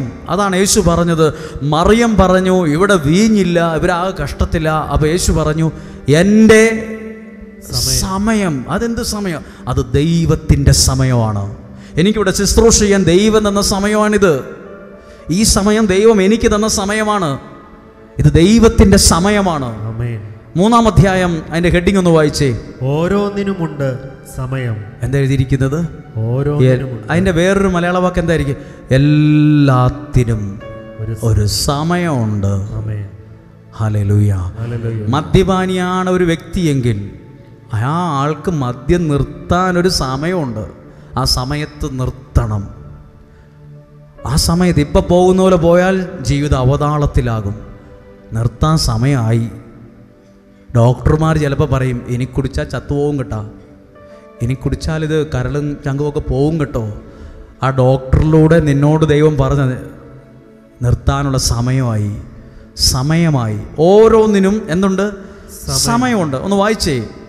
എല്ലാറ്റിനും ഒരു സമയമുണ്ട്. എല്ലാവരും ആ വാക്കൊന്ന് വിശ്വസിച്ച്. എല്ലാറ്റിനും ഒരു സമയം. എല്ലാത്തിനും. വിവാഹം നടക്കാൻ, വീട് പണിയാൻ, ശുശ്രൂഷ ചെയ്യാൻ, വണ്ടി മേടിക്കാൻ, പിള്ളേർ കടലും കരയും കിടന്നും പോകാൻ, എല്ലാറ്റിനും ഒരു സമയമുണ്ട്. എല്ലാറ്റിനും. ഇവിടെ പാസ്പോർട്ടൊക്കെ പിടിച്ച് പ്രാർത്ഥിക്കാൻ ഒത്തിരി പേരില്ലേ? നിന്റെ ഉയർച്ചയ്ക്കുള്ള ഒരു സമയമുണ്ട്. അതാ ഇങ്ങനെ എളിമയോടെ ഈ പാസ്പോർട്ടും അതിൻ്റെ കോപ്പിയൊക്കെ പിടിച്ച് ഉയർത്തിപ്പിടിച്ച് പ്രാർത്ഥിക്കുന്നത്. അനുഗ്രഹം ലഭിക്കാൻ ഒരു സമയമുണ്ട്. എല്ലാത്തിനും ഒരു സമയമുണ്ട്. എന്തിനൊക്കെ സമയമുണ്ട്? ആകാശത്തിന് കീഴുള്ള, ആകാശത്തിന്റെ താഴെയുള്ള സമസ്ത കാര്യത്തിനും ഒരവസരമുണ്ട്. 2 വാക്ക് കേട്ടിട്ട് വീട്ടിൽ പോകാവുള്ളൂ. ഒരു സമയമുണ്ട്, ഒരവസരമുണ്ട്. ഇത് രണ്ടും പാഴാക്കല്ല്. ഒരു സമയമുണ്ട്, ഒരവസരമുണ്ട്. ദൈവം നിനക്ക് രക്ഷപ്പെടാൻ അവസരം തരും. കാര്യങ്ങൾ ഭംഗിയായി പോകാൻ ചില അവസരങ്ങൾ തരും. അന്നേരം അത് ചാടി പിടിച്ചോണം. അത് ചാണകക്കുഴിലേക്ക് വലിച്ചെറിയല്ല. അത് കളഞ്ഞോരൊക്കെയാ ഇന്ന് കരയുന്നേ. ദൈവം തരുന്ന സമയവും കളയല്ല, ദൈവം തരുന്ന അവസരവും കളയല്ല. ഇത് രണ്ടും കളയാതിരുന്നാൽ എഴുതി വച്ചോ, രക്ഷപ്പെട്ടിരിക്കും. എഴുതി ബുക്കിലോ ഡയറിയിലോ മൊബൈലിലോ സമയവും കാലവും, ഞാൻ പ്രസംഗിച്ച സമയവും എഴുതി വെക്ക്. ഇങ്ങനെ സത്യമായും ദൈവം തരുന്ന സമയവും അവസരവും ഉപയോഗിക്കുന്നവർ ലജ്ജിക്കാൻ ഇടവരില്ല. എഴുതി വെച്ചോ, രക്ഷപ്പെട്ടിരിക്കും. കാരണം ദൈവം തന്ന സമയവും ദൈവം തന്ന അവസരവും കൃത്യമായി ഉപയോഗിക്കുമ്പോൾ ആ വീട് രക്ഷപ്പെട്ടിരിക്കും. പലരും ആ സമയം ഉപയോഗിച്ചിട്ടില്ല. പലരും അന്നേരം നന്നായിട്ടങ്ങ് ഉഴപ്പി, കൂട്ടുകൂടി, താളം തുള്ളി, അങ്ങോട്ട് പോയി ഇങ്ങോട്ട് പോയി, ഇങ്ങനെ ആഘോഷവും പാട്ടുമായിട്ടൊക്കെ നടന്നു. ഇപ്പോൾ ആളുമില്ല, അർത്ഥവുമില്ല. എന്നിട്ട് അവർ പറയുന്നുണ്ട് എനിക്ക് എവിടെ എത്താൻ പറ്റിയില്ല, എൻ്റെ കൂടെയുള്ളവരൊക്കെ അങ്ങ് എത്തി. ദൈവം തരുന്ന സമയവും ദൈവം തരുന്ന അവസരവും ഉപയോഗിക്കണം. ഇത് നിങ്ങളുടെ പിള്ളേരോടും പറയണം. ഇവിടെ ഇരിക്കുന്ന അമ്മമാർ, അപ്പന്മാർ, അപ്പച്ചന്മാർ, നിങ്ങളുടെ പിള്ളേരോടും പറയണം. ദൈവം തരുന്ന സമയവും ദൈവം തരുന്ന അവസരവും കളയല്. മറക്കാതെ പറയുമോ? ഇന്ന് വീട്ടിൽ ചെല്ലുമ്പോൾ നിങ്ങളുടെ പിള്ളേരോട് നല്ല സമയത്ത് പറയണം. പരീക്ഷയ്ക്ക് എഴുതുന്ന കൊച്ച്, അല്ല പരീക്ഷയ്ക്ക് ഒരുങ്ങുന്ന ഒരാൾ ഉഴപ്പിയാൽ ജയിക്കുമോ ഇല്ലയോ? പരീക്ഷയ്ക്ക് ഒരുങ്ങേണ്ട സമയം, പഠിക്കേണ്ട സമയം അന്നേരം ഫോണിൽ കുത്തിക്കൊണ്ടിരുന്നു. അന്ന് യൂട്യൂബോ ഇൻസ്റ്റഗ്രാമിലോ ഒക്കെ കളിച്ചുകൊണ്ടിരുന്നു, ചുമ്മാ കണ്ടുകൊണ്ടിരുന്നു. എന്നിട്ട് മാർക്ക് കുറഞ്ഞു. ദൈവം തന്ന സമയവും അവസരവും പ്രയോജനപ്പെടുത്തോണ്ടാണ് പരീക്ഷയെ തോറ്റുപോയത്. അതുപയോഗിച്ചായിരുന്നെങ്കിൽ നല്ല മാർക്ക് കിട്ടിയേനെ. ഇതുപോലെ തന്നെയാണ് പ്രാർത്ഥിക്കാൻ, ദൈവത്തെ ആരാധിക്കാൻ സമയമുണ്ട്, അവസരമുണ്ട്. അതൊരു അനുഗ്രഹത്തിന് കാരണമാകും. ഒന്ന് കരമുയർത്തി ഉറക്കിയെന്ന് പറഞ്ഞേ ഹല്ലേലൂയാ, ഹല്ലേലൂയാ. രണ്ടാമത്തെ വാക്യം വായിച്ചേ. ജനിക്കാൻ ഒരു കാലം, മരിക്കാൻ ഒരു കാലം. അപ്പൊ അതിനൊരു കാലമുണ്ട്. ജനിക്കാൻ ഒരു കാലമുണ്ട്, മരിക്കുന്ന സമയമുണ്ട്. ജനിക്കാനുള്ള ടൈമുണ്ട്, മരിക്കാനൊരു കാലമുണ്ട്. അടുത്തതോ നടാനൊരു കാലം, നട്ടത് പറിക്കാൻ ഒരു കാലം. നടാനൊരു കാലമുണ്ട്. നടാനൊരു കാലമുണ്ടെങ്കിൽ നട്ടത് പറിച്ചെടുക്കാനും ഒരു സമയമുണ്ട്. ഇത് നടുന്ന സമയമാണ്. ചിലരെ സംബന്ധിച്ചത് നടുന്ന സമയമാണ്. എന്ത് നടുന്നത്? പ്രാർത്ഥനയിൽ നമ്മുടെ ആവശ്യങ്ങളെ ദൈവസന്നിധിയിൽ നടുകയാണ്. ഇവിടെ വെച്ച് ഈ അനുഗ്രഹം എന്ന പുണ്യഭൂമിയിൽ എൻ്റെ ആവശ്യങ്ങൾ, ദൈവം എനിക്ക് ഇങ്ങനെ ഒരു ആഗ്രഹമുണ്ട്, എൻ്റെ നിയോഗം ഇതാണെന്ന് പറഞ്ഞ് വിത്ത് നടുന്ന പോലെ നടുകയാണ്. ഇവിടെ നടുന്നതിന് അപ്പുറത്തൊരു അനുഗ്രഹത്തെ പറിച്ചെടുക്കാൻ പറ്റും. നടാനൊരു കാലമുണ്ടെങ്കിൽ പറിച്ചെടുക്കാൻ ഒരു കാലമുണ്ട്. നാലാമത്തെ വാക്യം അടുത്ത് വായിക്കണം. കരയാനൊരു കാലം, ചിരിക്കാനൊരു, അതിനുകൊണ്ടൊരു കാലം. കരയാനൊരു കാലം ഉണ്ടെങ്കിൽ, അങ്ങനെ ഒരു കാലത്തിലൂടെ കടന്നു പോകുന്നെങ്കിൽ മനസ്സറിഞ്ഞ് ചിരിക്കാനും ഒരു കാലം ദൈവം തരും. അതുകൊണ്ടാണ് മുമ്പേ പറഞ്ഞത് വേദനയുടെ കാലങ്ങൾ പതുക്കെ പതുക്കെ പതുക്കെ മാറി മാറി പോകും. ഹല്ലേലൂയ. എഴുതിയിട്ടുള്ള വാക്യം വായിച്ച് 4-ാമത്തെ വാക്യം, കരയാനൊരു കാലം. ഇവിടെ ഇരിക്കുന്ന നിങ്ങൾ ചിലപ്പോൾ പറയും, ഇന്നലെ ഞാൻ കരഞ്ഞു, ഇന്നലെ മിനിഞ്ഞാന്ന് ഞാൻ കരഞ്ഞു, എൻ്റെ ജീവിതം മുഴുവൻ കണ്ണുനീരിലാണ്. കരയാനൊരു കാലമോ, കരയാനുള്ളൊരു കാലത്തിലൂടെയാണോ കടന്നു പോകുന്നത്? അപ്പുറത്ത് ചിരിക്കാൻ, മനസ്സറിഞ്ഞ് ആനന്ദിക്കാൻ, ചിരിക്കാൻ, സന്തോഷിക്കാൻ, ചില അനുഗ്രഹങ്ങൾ കിട്ടി ആനന്ദിക്കാൻ ഒരു കാലവും ദൈവം ഒരുക്കും. അടുത്തതോ, വിലപിക്കാൻ ഒരു കാലം ഉണ്ടെങ്കിൽ പാട്ടുപാടി നൃത്തം ചെയ്യാനുള്ള കാലവും സമയവും അപ്പുറത്തുണ്ട്. ഇത് കുറെ വായിക്കാനുണ്ട്, ശ്രദ്ധിച്ചേ. എല്ലാത്തിനും ഒരു സമയമുണ്ട്, എല്ലാത്തിനും ഒരു അവസരമുണ്ട്. എന്തൊക്കെയോ ദൈവാനുഗ്രഹങ്ങൾ പ്രാപിക്കാൻ, സ്വീകരിക്കാൻ ദൈവം നിനക്കൊരുക്കിയ സമയത്താ ഉള്ളത്. ദൈവം നിനക്ക് തന്ന അവസരമായത്. പഠിച്ച് രക്ഷപ്പെടാൻ നിനക്ക് ദൈവം തന്ന അവസരമാ. ഇതിലൂടെ രക്ഷപ്പെടാൻ ദൈവം തന്ന അവസരമാ. ചിലർ പഠിക്കുന്നത് നേഴ്സിംഗ് ആയിരിക്കും, അത് നിനക്ക് രക്ഷപ്പെടാൻ ദൈവം തന്ന അവസരമാണ്. ഉഴപ്പരുത്, ഉഴപ്പിപ്പോകരുത്. എല്ലാവരും ഒരു നിമിഷം ഇത്രയും കാര്യങ്ങളെ വെച്ച് മറന്നു പോകാതിരിക്കാൻ ഒന്ന് പ്രാർത്ഥിക്കാൻ തയ്യാറാകാമോ?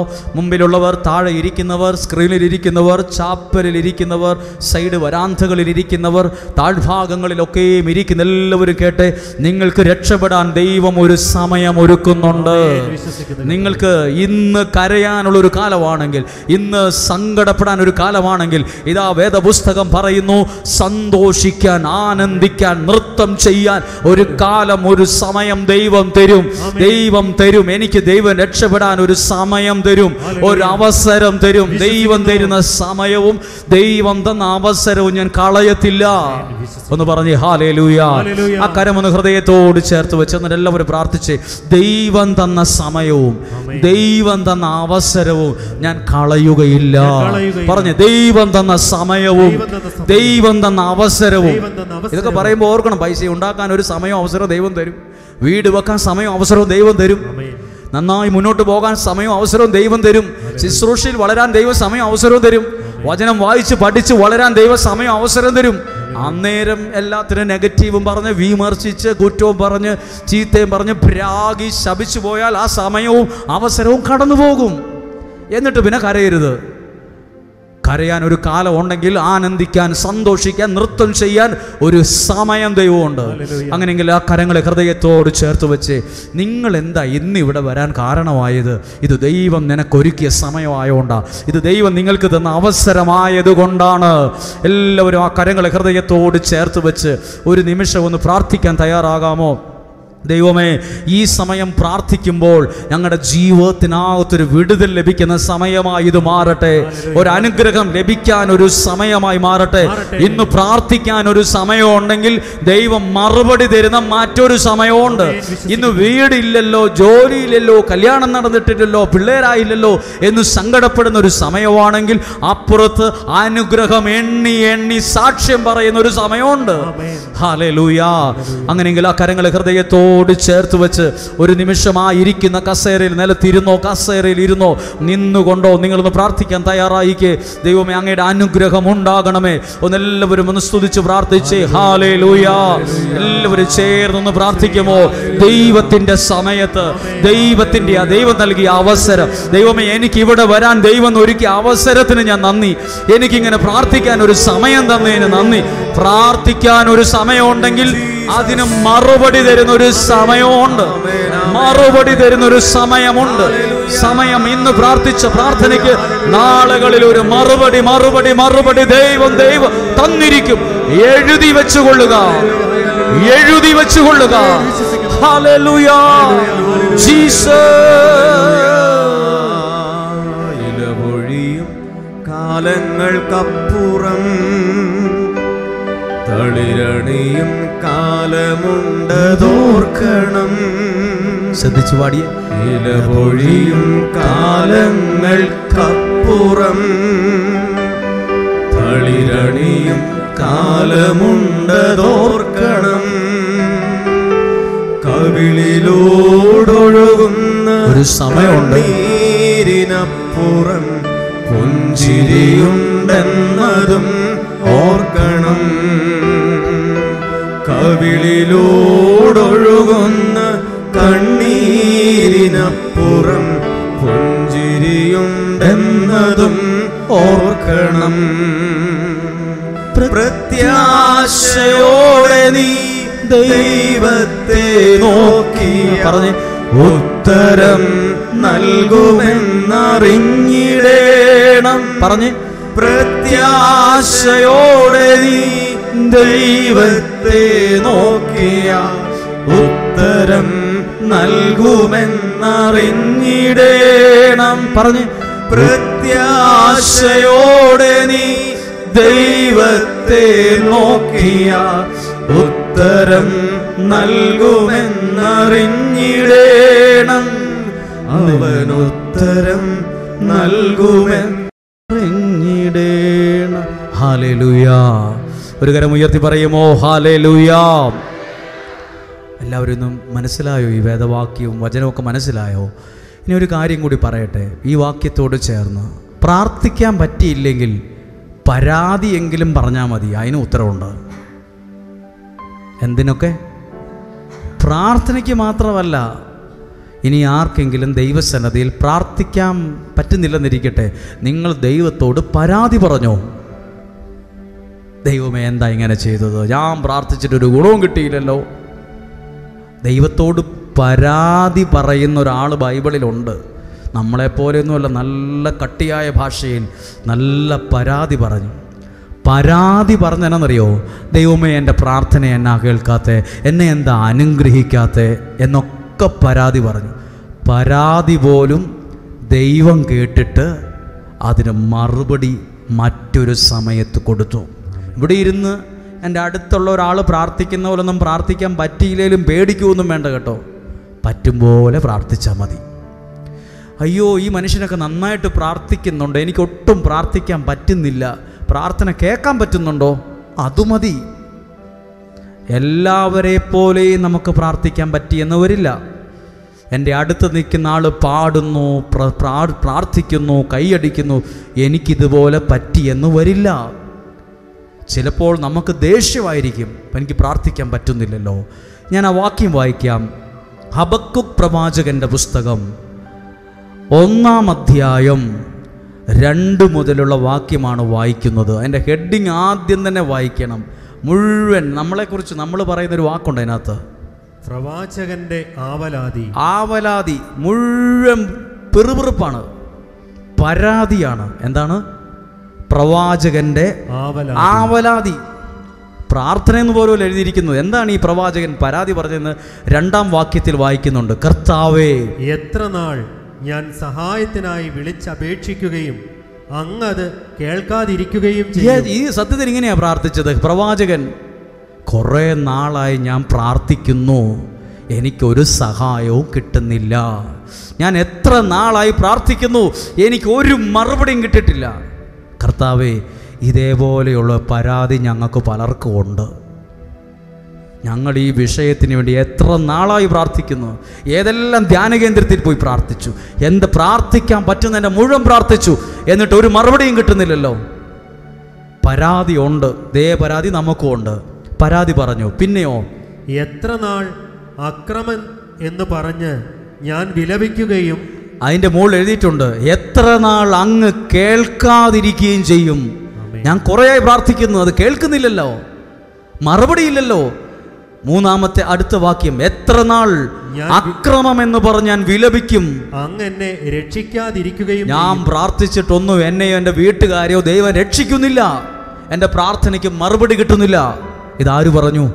പ്രവാചകൻ പറഞ്ഞത് മുഴുവൻ പ്രാർത്ഥനയല്ല, മുഴുവൻ പരാതിയാണ്, ആവലാതിയാണ് പറഞ്ഞത്. 3-ാമത്തെ വാക്യം, തിന്മകളും ദുരിതങ്ങളും കാണാൻ എനിക്കങ്ങ് എന്തുകൊണ്ട് ഇടവരുത്തുന്നു? ഇത്രയൊക്കെ പ്രാർത്ഥിച്ചിട്ടും എനിക്ക് മുഴുവൻ കാണാൻ കിട്ടുന്നത് തിന്മയും ദുരന്തവും ദുരിതവും കഷ്ടപ്പാടും കണ്ണുനീരും മാത്രം കാണാൻ പറ്റുന്നുള്ളത്. ഞാൻ എന്തിനാ ഇങ്ങനെ പ്രാർത്ഥിക്കുന്നത്? എനിക്ക് വിശ്വാസം പോലും നഷ്ടപ്പെട്ടു പോകുന്നുണ്ട്. പ്രവാചകൻ പറയുവാണ്, ഞാൻ കുറേയായി പ്രാർത്ഥിക്കാൻ തുടങ്ങിയിട്ട്, എന്നിട്ട് എനിക്ക് ദുരിതങ്ങൾ മാത്രമേ ഉള്ളൂ, എനിക്ക് കഷ്ടപ്പാട് മാത്രമേ ഉള്ളൂ, എൻ്റെ മുമ്പിൽ മുഴുവൻ നാശവും അക്രമവും എല്ലാം കൺമുമ്പിൽ, കലഹവും മത്സരവും തല ഉയർത്തുന്നു. ഞാൻ എന്തിനാ ഇങ്ങനെ പ്രാർത്ഥിക്കുന്നത്? ഞാൻ എന്തിനാ ഇങ്ങനെ ഓടി ഓടി എല്ലാ സ്ഥലത്തും പോകുന്നത്? ഇതാര് ചോദിച്ചു? നമ്മളെക്കാൾ നല്ല തീക്ഷ്ണതയോടെ ഹബക്കുക്ക് പ്രവാചകൻ ചോദിച്ചു. എൻ്റെ മുമ്പിൽ ഇന്നും പ്രശ്നങ്ങൾ മാത്രമേ ഉള്ളൂ, ഞാൻ കുറേയായി പ്രാർത്ഥിക്കാൻ തുടങ്ങിയിട്ട് ഒരു മാറ്റവും ഇല്ല. ഇങ്ങനെയൊക്കെ പ്രാർത്ഥിച്ചു. 1-ാമത്തെ അധ്യായത്തിൽ മുഴുവൻ പരാതിയാണ്. ഇനി 2-ാം അധ്യായത്തിൻ്റെ ഹെഡിങ് എന്നാന്ന് നോക്കിക്കേ, മറുപടി. 1-ാം അധ്യായത്തിൽ പ്രാർത്ഥനയല്ല, 1-ാം അധ്യായത്തിൽ പരാതിയാണ്, ആവലാതിയാണ്. അതിനു പോലും ഒരു 2-ാം അധ്യായം ദൈവം കൊടുത്തു. നിങ്ങൾക്ക് പ്രാർത്ഥിക്കാൻ പറ്റിയില്ലെങ്കിലും ടെൻഷൻ ആവണ്ട, നല്ല പരാതിയെങ്കിലും പറഞ്ഞു, നല്ല സ്ട്രോങ് ആയിട്ട് സംസാരിച്ചു, നല്ലതുപോലെ പരാതി പറഞ്ഞു. ഈ പാസ്പോർട്ടുമായിട്ട് എത്ര നാളായി ഞാൻ നടക്കാൻ തുടങ്ങിയിട്ട്, ഇതിനകത്ത് ഒരു നല്ല ഉത്തരം ദൈവം തന്നില്ലല്ല. എൻ്റെ കുടുംബത്തിൽ എത്ര പ്രശ്നങ്ങൾ മാറാൻ എത്ര നാളായി ഞാൻ ഈ അലയാൻ തുടങ്ങിയിട്ട്, ലോകത്തുള്ള മുഴുവൻ പ്രാർത്ഥനയും ചൊല്ലിയിട്ട് എൻ്റെ കാര്യങ്ങൾ നടന്നില്ലല്ല. നന്നായിട്ട് സ്ട്രോങ് ആയിട്ട് പറഞ്ഞു. അതിന് ഒരു 2-ാം അധ്യായമുണ്ട്. ഹബക്കൂക്ക് പ്രവാചകന്റെ 1-ാം അധ്യായം നിങ്ങൾക്കുണ്ടെങ്കിൽ മറുപടിയുള്ള ദൈവം തരുന്ന സമയത്ത് അപ്പുറത്ത് മറുപടി ഉണ്ടായിരിക്കും. നമ്മളൊരാൾക്ക് ഫോണിൽ വാട്സപ്പിൽ ഒരു മെസ്സേജ് അയച്ചാൽ പോലും മറുപടി കിട്ടും, റിപ്ലൈ വരും. ഇതുപോലെ പ്രാർത്ഥനയ്ക്കും ഒരു റിപ്ലൈ വരും, ഒരു മെസ്സേജ് എങ്കിലും വരും, ഒരു മറുപടി ദൈവം തരും.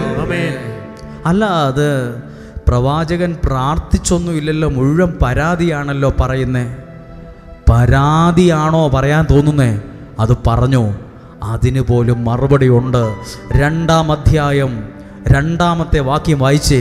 കർത്താവ് എനിക്ക് ഉത്തരമരുളി. ആഹാ, കർത്താവ് എനിക്ക് ഈ പരാതി പറഞ്ഞ ആൾക്കാ, പ്രാർത്ഥിച്ച ആൾക്കല്ല. എല്ലാ പരാതി നല്ല സ്ട്രോങ് ആയിട്ട് പരാതി പറഞ്ഞവന് പോലും ദൈവം 2-ാം അധ്യായത്തിൽ 2-ാം വാക്യത്തിൽ ഇങ്ങനെ പറഞ്ഞില്ല, നിനക്ക് മറുപടി ഇല്ല, നീ മുഴുവൻ നെഗറ്റീവാണ്, മുഴുവൻ പരാതിയാണ്, ഇങ്ങനൊന്നുമല്ല നീ പ്രാർത്ഥിക്കേണ്ടത്, ഇതാകെ കുഴപ്പത്തിലാക്കി കളഞ്ഞു എന്നൊന്നും പറഞ്ഞില്ല. നീ എന്താ ഇങ്ങനെ പ്രാർത്ഥിച്ചേ, എന്താ പരാതി പറഞ്ഞേ, ഇതൊന്നും ദൈവം ചോദിച്ചില്ല. പരാതി പോലും പരിഭവമില്ലാതെ കേട്ടേച്ച് 2-ാം അധ്യായം 2-ാം വാക്യത്തിൽ കർത്താവ് എനിക്ക് സങ്കടപ്പെട്ട എനിക്ക്, തകർന്നു പോയ എനിക്ക്, പരാതി പറഞ്ഞ് എനിക്ക്, കണ്ണുനീരോടെ പ്രാർത്ഥിച്ച എനിക്ക് ഉത്തരമരുളി. എല്ലാവരും വിശ്വസിച്ച പ്രാർത്ഥനയ്ക്ക് മറുപടിയുണ്ട്. കൃത്യസമയത്ത് റിപ്ലൈ വരും, കൃത്യസമയത്ത് മറുപടി വരും. അത് ജോലിയുടെ രൂപത്തിലാകാം, സമാധാനത്തിന്റെ രൂപത്തിലാകാം, അനുഗ്രഹത്തിന്റെ രൂപത്തിലാകാം, വിടുതലിന്റെ രൂപത്തിലാകാം, സൗഖ്യത്തിന്റെ രൂപത്തിലാകാം. മറുപടി ലഭിക്കും. മറുപടി. അടുത്ത ഭാഗം വായിക്കുകയാണ്. ദർശനം രേഖപ്പെടുത്തുക. അടുത്ത് ശ്രദ്ധിച്ചു കേട്ടോണ്ട് എല്ലാവരും ശ്രദ്ധിക്കണേ. ഇത് ഭയങ്കര ഒരു പ്രത്യേക ഭാഷയിലാണ് ഇത് എഴുതിയിട്ടുള്ളത്. അതുകൊണ്ടാണ് മനസ്സിലാക്കണമെന്ന് പറഞ്ഞത്. പരാതി പറഞ്ഞ ഹബക്കൂക്കിനോട് പറയുകയാണ്, ദർശനം രേഖപ്പെടുത്തുക. നീ അത് എഴുതി വെച്ചേരെ, ഒന്ന് എഴുതി കുറിച്ചു വെച്ചേരെ, എവിടെയെങ്കിലും കുറിച്ചു വെച്ചേരെ. അതാ പറഞ്ഞത്, പ്രാർത്ഥിക്കുന്നവനെ എഴുതി വെച്ചോ, രക്ഷപ്പെടും. എഴുതി വെക്ക്, നീ രേഖപ്പെടുത്തുക. ഓടുന്നവന് പോലും വായിക്കത്തക്ക വിധം ഫലകത്തിൽ, അത് വലിയ അക്ഷരത്തിൽ എഴുതുക. ബസിന്റെ ബോർഡൊക്കെ എഴുതുന്ന പോലെ, നമ്മൾ ഈ ബുക്കിൽ എഴുതുന്ന പോലെ ഇതേപോലെ കോഴിക്കോട് നിന്ന് എഴുതി ബസ്സിൻ്റെ ബോർഡിൽ എഴുതി നമ്മൾ വായിക്കില്ല. ഇത് എറണാകുളത്താണ്, കോഴിക്കോട് എന്താ വലിയ അക്ഷരത്തിൽ എഴുതാൻ പാടില്ലെന്ന് ചോദിക്കും. ബസ് എത്ര സ്പീഡിൽ പോയാലും നമുക്കത് റോഡ് താഴെ നിന്ന് പോയാൽ അത് എറണാകുളത്തിന് പോകുന്ന വണ്ടിയാണത്, കട്ടപ്പനയ്ക്ക് പോകുന്ന ബസ്സാണ് പോയത്. വലിയ അക്ഷരത്തിലാണ് ബസ്സിൽ എഴുതിയിരിക്കുന്നത്. ഒരു ലൈറ്റൊക്കെ ഇട്ട് കൊടുത്തിട്ടുണ്ട്. രാത്രിയിലാണെങ്കിൽ വലിയ അക്ഷരത്തിലാണ് ബസ്സിൻ്റെ ബോർഡുകൾ. സുൽത്താൻ ബത്തേരി, കോഴിക്കോട്, തൃശ്ശൂർ എല്ലാം എഴുതി വെച്ചിരിക്കുക. ആലുവ എല്ലാം വലിയ അക്ഷരത്തിൽ. ഇതുപോലെ പ്രവാചകന് പറയുക, ഓടുന്നവന് പോലും വായിക്കാൻ പറ്റുന്ന വിധത്തിൽ നീ അത് വലിയ അക്ഷരത്തിൽ എഴുതിക്കോളാൻ പറഞ്ഞു. എന്താ? പരാതി പറഞ്ഞതിൻ്റെ മറുപടി. എൻ്റെ ഭാഷയിൽ പറഞ്ഞാൽ പ്രാർത്ഥനയ്ക്കുള്ള മറുപടി വലിയ അക്ഷരത്തിൽ എഴുതാൻ നിങ്ങൾക്കും ഭാഗ്യം ഉണ്ടാവും. കോപ്പി എഴുതുന്ന പോലെ കുഞ്ഞക്ഷരത്തിലല്ല, നിങ്ങളുടെ പിള്ളേർ പഠിക്കുന്ന ബുക്കിൻ്റെ ആ ഒരേ കൂടെ ചെറിയ അക്ഷരത്തിൽ എഴുതാനല്ല, ഓടുന്നവന് പോലും വായിക്കാൻ കഴിയുന്ന വിധത്തിൽ വലിയ അക്ഷരത്തിൽ അത് വലിയ ഫലകത്തിൽ എഴുതി വെക്കുക. എഴുതുക, വ്യക്തമായി എഴുതുക. നിങ്ങൾക്കും കിട്ടും ആ ഭാഗ്യം. എഴുതുക. എന്നിട്ട് ദർശനം അതിന്റെ സമയം പാർത്തിരിക്കുകയാണ്. ശ്രദ്ധിച്ചോ? ദർശനം അതിന്റെ സമയം ടൈം. ആ സമയത്തെ വരത്തുള്ളൂ. സമയം പാർത്തിരിക്കുക എന്ന് പറഞ്ഞാൽ നോക്കിയിരിക്കുകയാണ്. നിനക്കുള്ള അനുഗ്രഹം നിന്റെ നേർക്ക് വരുന്ന സമയം അത് നോക്കിയിരിക്കുകയാണ്. അത് നിങ്ങളുടെ വായിച്ചേ. ദർശനം അതിന്റെ സമയം പാർത്തിരിക്കും. അവിടെ നിങ്ങൾ ശ്രദ്ധിച്ചോ, സമയം. അപ്പം അപ്പുറത്ത് കണ്ടു, സുഭാഷ് സഭാപ്രസംഗന്റെ പുസ്തകത്തിൽ കണ്ടു, ഓരോന്നിനും ഒരു സമയമുണ്ടെന്ന്. ആ സമയത്ത് വരാൻ വേണ്ടി, അതിനുവേണ്ടി കാത്തിരിക്കുക. ആ വാക്ക് അതിൻ്റെ അർത്ഥം അതാണ്, കാത്തിരിക്കുക. നിങ്ങൾക്ക് തെറിയും പറഞ്ഞ് ചീത്തയും പറഞ്ഞ് പ്രാർത്ഥിച്ചിട്ടൊന്നും ഗുണമില്ല എന്നും പറഞ്ഞ് എടുത്തെറിഞ്ഞിട്ട് പോകാൻ വരട്ടെ, വെയിറ്റ്, ഇച്ചിരി നേരം കാത്തിരിക്കുക. നീ ഹബക്കുക്ക് പ്രവാചകനോട് പറഞ്ഞു, സുഹൃത്തെ കാത്തിരിക്കുക, ദർശനം അതിൻ്റെ സമയം പാർത്തിരിക്കുകയാണ്. ആ സമയം അടുത്തുകൊണ്ടിരിക്കുന്നു. ആ വാക്ക് നോക്ക്, നീ അനുഗ്രഹിക്കപ്പെടാനുള്ള സമയം അടുത്തോണ്ടിരിക്കുക. ബത്തേരി ബസ് ഇറങ്ങിയിട്ടുണ്ട്, ഇപ്പം വടുവഞ്ചാൽ ബസ്സിന് കയറി ഇങ്ങ് വരും എന്ന് പറയുന്ന പോലെ അരമണിക്കൂറിനുള്ളിൽ വരും. ഇവിടുന്ന് സുൽത്താൻ ബത്തേരി വരെ 40 മിനിറ്റ് പോയാൽ മതി, കാറിനാണ് അരമണിക്കൂർ. അത് അടുത്തോണ്ടിരിക്കുവാണ്. നിങ്ങളുടെ വീട്ടിലൊക്കെ ആൾക്കാർ വരുമ്പോൾ അങ്ങനെയല്ലേ, നിങ്ങൾ എവിടം വരെ എത്തി? ഞങ്ങൾ ഇവിടം വരെ എത്തി, 15 മിനിറ്റിൽ എത്തും. അപ്പോൾ നമുക്കൊരു വെപ്രാള ഓട്ടോ ഒക്കെ ഉണ്ട്, 15 മിനിറ്റ് കൊണ്ട് അവർ വരും. അതടുത്തോണ്ടിരിക്കുകയാണ്. നിങ്ങളെല്ലാവരും കേട്ടെ, ഈ ആലയത്തിൽ വന്ന് പ്രാർത്ഥിക്കുന്ന എല്ലാവരും കേട്ടെ, നിങ്ങൾക്കുള്ള അനുഗ്രഹം അടുത്തോണ്ടിരിക്കുക. അതുകൊണ്ടാണ് ഇവിടെ വന്നേ. അധികം വൈകാതെ അതെൻ്റെ കയ്യിൽ വരും. ആരുടെ അടുത്തേക്ക് അടുത്തോണ്ടിരുന്നേ? പ്രാർത്ഥിക്കുന്ന ഹബക്കുക്കിൻ്റെ അടുത്തേക്കല്ല. മുഴുവൻ ഒരു പാരഗ്രാഫ് മുഴുവൻ ഈ പ്രവാചകൻ പരാതിയാ പറഞ്ഞേ. അതുകൊണ്ട് അവിടെ ഇരിക്കുന്നവർ നിങ്ങൾ പറയും, കുറേ നാളായി പ്രാർത്ഥിക്കാൻ തുടങ്ങിയിട്ട് ഞാൻ നിർത്തുവാണ്, എനിക്കിതിലൊന്ന് വിശ്വാസം നഷ്ടപ്പെട്ടുകൊണ്ടിരിക്കുക. നല്ല സ്ട്രോങ് ആയിട്ട് നിങ്ങൾ പറഞ്ഞു. അതിനും മറുപടിയുണ്ട്. ആരെങ്കിലും പരാതി പറയുന്ന കേട്ട്, ആരെയും വഴക്ക് പറയേണ്ട കേട്ട പുള്ളി നന്നായിട്ട് പറഞ്ഞോട്ടെ. ഹബക്കുക്ക് പ്രവാചകൻ സ്ട്രോങ് ആയിട്ടാണ് സംസാരിച്ചേ. അതുകൊണ്ട് എന്നിട്ട് പറയുവാണ്, അത് നിന്റെ അടുത്തേക്ക്, അത് അടുത്തോണ്ടിരിക്കുവാണ്. അത് അടുത്തോണ്ടിരിക്കുക. നിങ്ങളിപ്പോ ആ രാജ്യത്ത് പോകാൻ ഇനി എന്നാ ചെയ്യേണ്ട? ആ അനുഗ്രഹം നിന്റെ അടുത്തേക്ക് ഇങ്ങനെ അടുത്തോണ്ടിരിക്കുക. വേഗത്തിൽ പോകാൻ വരട്ടെ, അടുത്തോണ്ടിരിക്കുകയാണ്. അടുത്ത ഭാഗം, അതിന് മാറ്റമുണ്ടാവുകയില്ല. അങ്ങനെ എഴുതിയിട്ടുണ്ട്, അതിന് മാറ്റമുണ്ടാവുകയില്ല. നിന്റെ അടുത്തേക്ക് അത് വരും. അതിന് മാറ്റമുണ്ടാകത്തില്ല. 2-3 വാക്ക് പിടികിട്ടിയോ? ആ സമയത്ത് അത് അടുത്തോണ്ടിരിക്കുവാണ്. അതിന് മാറ്റമുണ്ടാവുകയില്ല.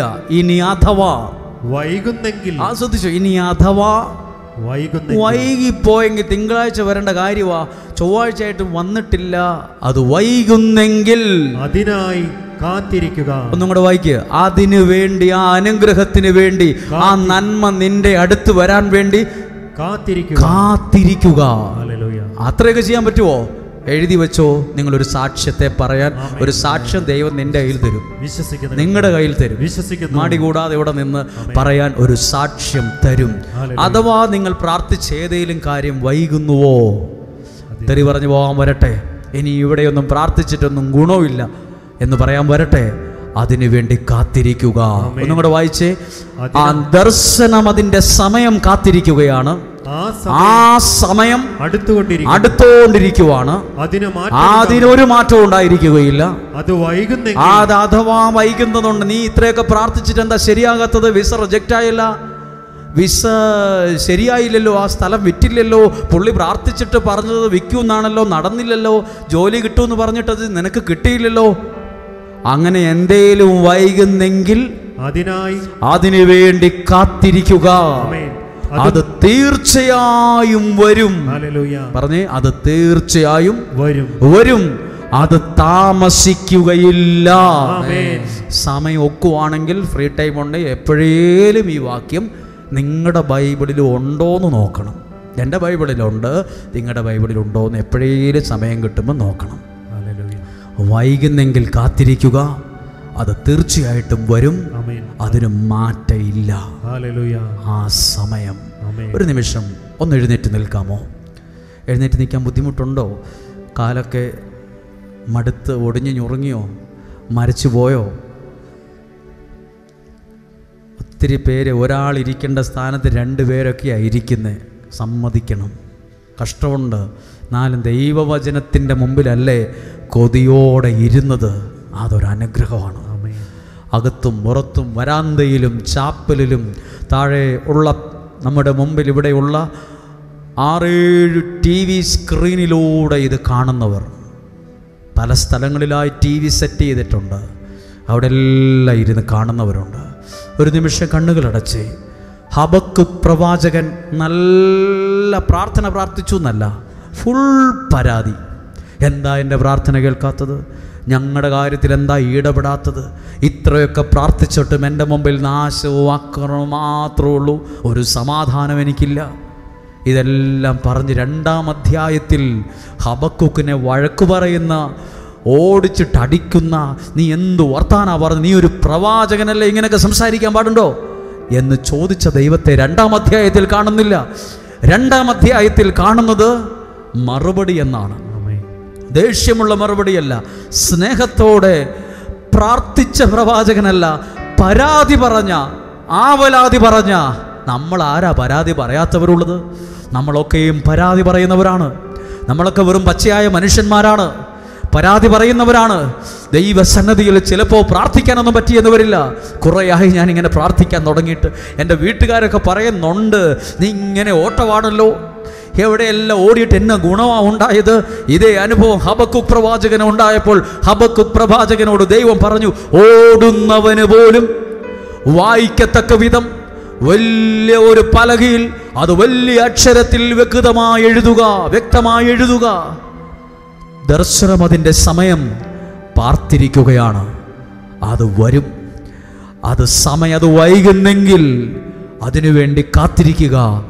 മാറ്റം ഉണ്ടാകില്ല, തീർച്ചയായും അനുഗ്രഹിക്കപ്പെടും. വിശ്വസിക്കുന്നെങ്കിൽ കണ്ണുകളൊക്കെ നടച്ച് ആ കരങ്ങളെ ഹൃദയത്തോട് ചേർത്ത് വെച്ച് പറഞ്ഞ്, ഞാൻ എൻ്റെ പ്രാർത്ഥന വിഷയത്തിൽ ദൈവത്തിൻ്റെ വലിയൊരു അത്ഭുതം കാണുമെന്ന് പറ.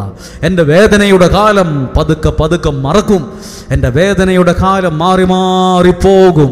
ഒരു വലിയ സൗഖ്യമായി മാറും ഇത്. കുഷ്ഠരോഗി ചോദിച്ചു, എന്ത് ചോദിച്ചു? നിനക്ക് സൗഖ്യമാക്കാൻ മനസ്സുണ്ടെങ്കിൽ അപ്പോൾ അതിനെക്കുറിച്ച് ഒരു ക്ലാസ് ഒന്നും എടുത്തില്ല. യേശു മറുപടി പറഞ്ഞു, എനിക്ക് മനസ്സുണ്ട്. അവൻ കൈ നീട്ടി സ്പർശിച്ചു. യേശു നിങ്ങളെ തൊടുന്ന വലിയൊരു ദൈവാനുഭവം ഉണ്ടാകട്ടെ. മോശ കത്തിക്കൊണ്ടിരിക്കുന്ന മുൾപടർപ്പ് കണ്ടപ്പോൾ ആടിനെ മേച്ച് ഈ മലയിൽ അപ്പുറത്തെ മലയിലേക്ക് പോയി വീട് പിടിക്കുകയല്ല ചെയ്തത്. ആ കാഴ്ച കാണാൻ എല്ലാ കാര്യങ്ങളും മാറ്റിവെച്ച് ആ കാഴ്ച അത് അടുത്ത് ചെന്ന് കാണാൻ വേണ്ടി ചെന്നു. അത് ദൈവം കണ്ടു. നിയോഗത്തോടെ ഈ സ്ഥലത്ത് വരുന്നവരെ ദൈവം കാണുന്നുണ്ട്. അവിടെ വച്ചാണ് മോശയുടെ ജീവിതത്തിൽ അത്ഭുതകരമായ ഇടപെടലുണ്ടായത്. നിയോഗമുള്ള ഈ സ്ഥലത്ത് വെച്ച് അത്ഭുതകരമായ ദൈവിക ഇടപെടൽ സ്വർഗത്തിലെ ദൈവം നിങ്ങൾക്ക് നൽകുക തന്നെ ചെയ്യും. 2 കരങ്ങളും ഉയർത്തിപ്പിടിച്ച് അധരങ്ങളെ തുറന്ന് ശബ്ദമുയർത്തി എല്ലാവരും ഒന്ന് സ്തുതിച്ച് ശബ്ദമുയർത്തി in Jesus, hallelujah, സ്തുതിച്ച് പ്രാർത്ഥിക്കുന്നു. ദൈവത്തിന്റെ കൃപ വർഷിക്കപ്പെടുവാൻ ദർശനം അതിന്റെ സമയം പാർത്തിരിക്കുകയാണ്. അത് വൈകുന്നെങ്കിൽ അതിനുവേണ്ടി കാത്തിരിക്കുക. തീർച്ചയായും വരും. തീർച്ചയായും നിങ്ങൾ അനുഗ്രഹിക്കപ്പെടും. നിങ്ങൾക്ക് പറയാനൊരു സാക്ഷ്യത്തെ ദൈവം നിങ്ങളുടെ കയ്യിൽ തരും. ഹല്ലേലൂയ. കരമടിച്ചു പാടാമോ?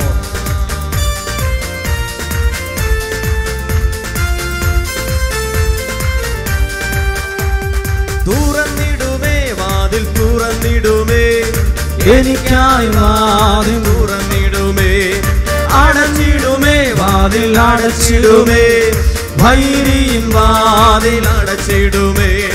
തുറന്നിടുമേ വാതിൽ തുറന്നിടുമേ, എനിക്കായി വാതിൽ തുറന്നിടുമേ. പിന്നെയോ അടച്ചിടുമേ വാതിൽ അടച്ചിടുമേ, ഭൈരിയും വാതിൽ അടച്ചിടുമേ. യേശു ഒരു വാതിൽ തുറന്നാൽ ആമേൻ ആർക്കും അടപ്പാനാവുകില്ല. യേശു ഒരു വാതിൽ അടച്ചാൽ ആർക്കും തുറപ്പാനാവുകില്ല. യേശു ഒരു വാതിൽ തുറന്നാൽ ആർക്കും അടപ്പാനാവുകില്ല. യേശു ഒരു വാതിൽ അടച്ചാൽ ആർക്കും തുറപ്പാനാവുകില്ല. തുറന്നിടുമേ വാതിൽ തുറന്നിടുമേ, എനിക്കായി വാതിൽ തുറന്നിടുമേ. അടച്ചിടുമേ വാതിൽ അടച്ചിടുമേ, ഭൈരിയും വാതിൽ അടച്ചിടുമേ.